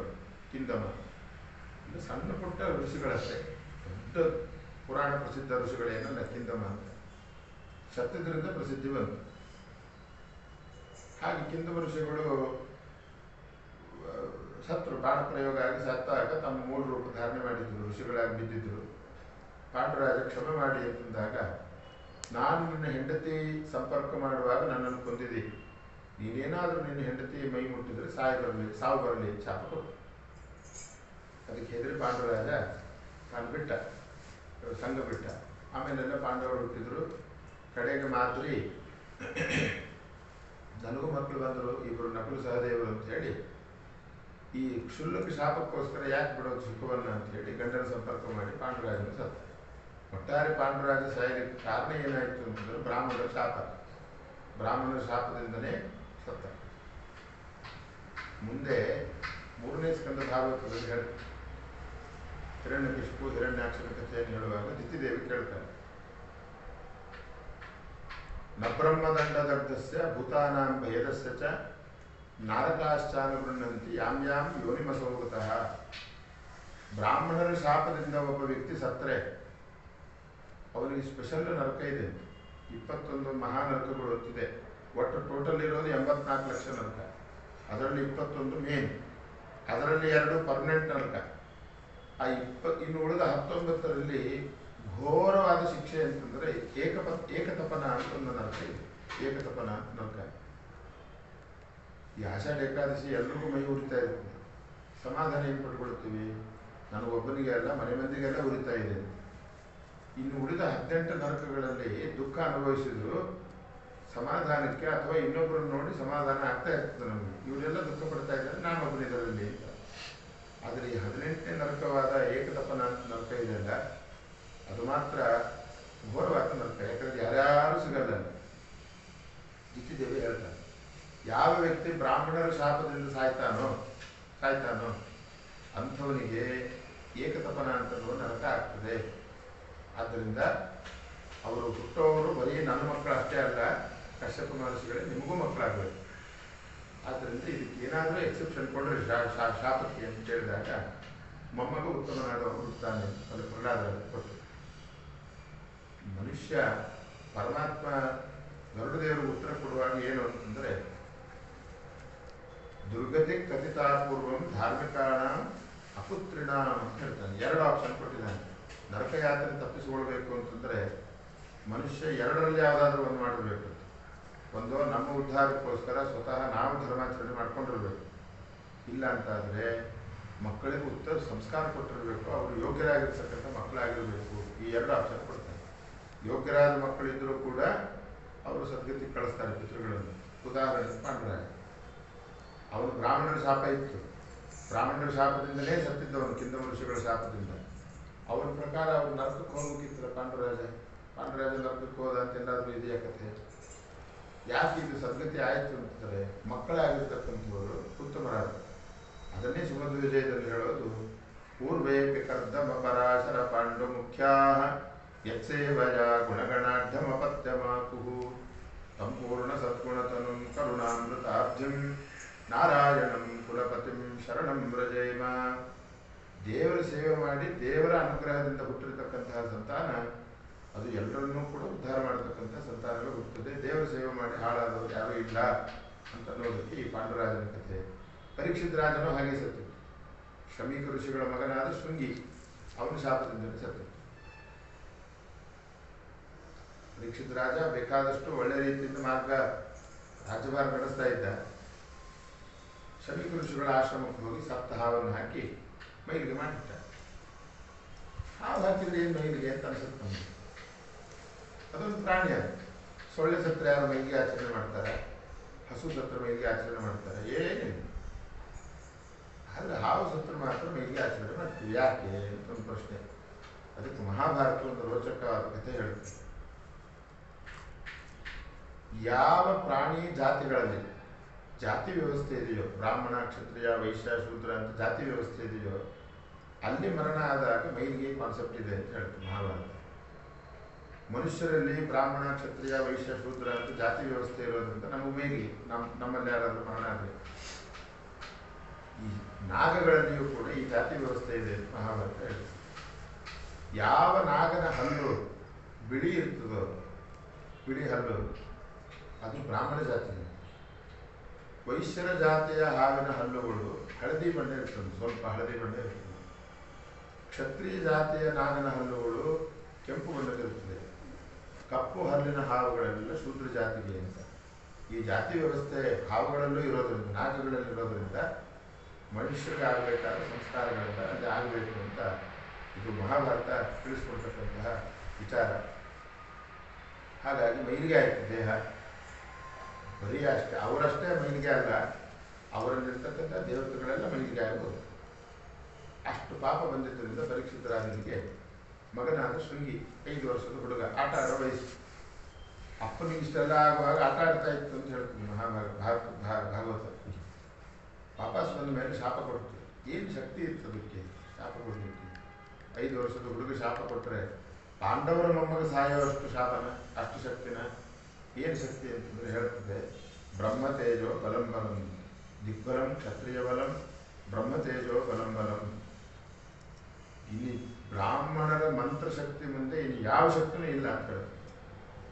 ದಶಮಸ್ಕಂದದಲ್ಲಿ ಮಧ್ವಾಚಾರ್ಯ ನಿರ್ಣಯ ಕೊಡ್ತಾರೆ ಭಾಗವತಾತ್ಮಕ್ಕೆ. ಬ್ರಾಹ್ಮಣರಿಗೆ ಮಂತ್ರವನ್ನು ಯಾಕೆ ಕೊಟ್ಟಿದ್ದಾರೆ, ಯಾಕೆ ಜಪ ಮಾಡಬೇಕು ಅಂತ ಅನ್ನೋ ಕಾನ್ಸೆಪ್ಟ್ ಬ್ರಾಹ್ಮಣರಿಗೆ ಮಾತ್ರ ಇದೆ ಅಂತಂದರೆ, ಎಲ್ಲ ಸಮಾಜದವರಿಂದ ನಮ್ಮನ್ನು ನಾವು ರಕ್ಷಣೆ ಮಾಡಬೇಕು ಅಂತ ಮಂತ್ರ ರಕ್ಷಕ ಶಕ್ತಿ ಒಂದೇ ರಕ್ಷಣೆ ಮಾಡಲಿಕ್ಕಾಗೋದು ಅಂತ ಹೇಳ್ತಾರೆ. ಮಂತ್ರಶಕ್ತಿ ಒಂದೇ ರಕ್ಷಣೆ ಮಾಡಲಿಕ್ಕಾಗೋದು.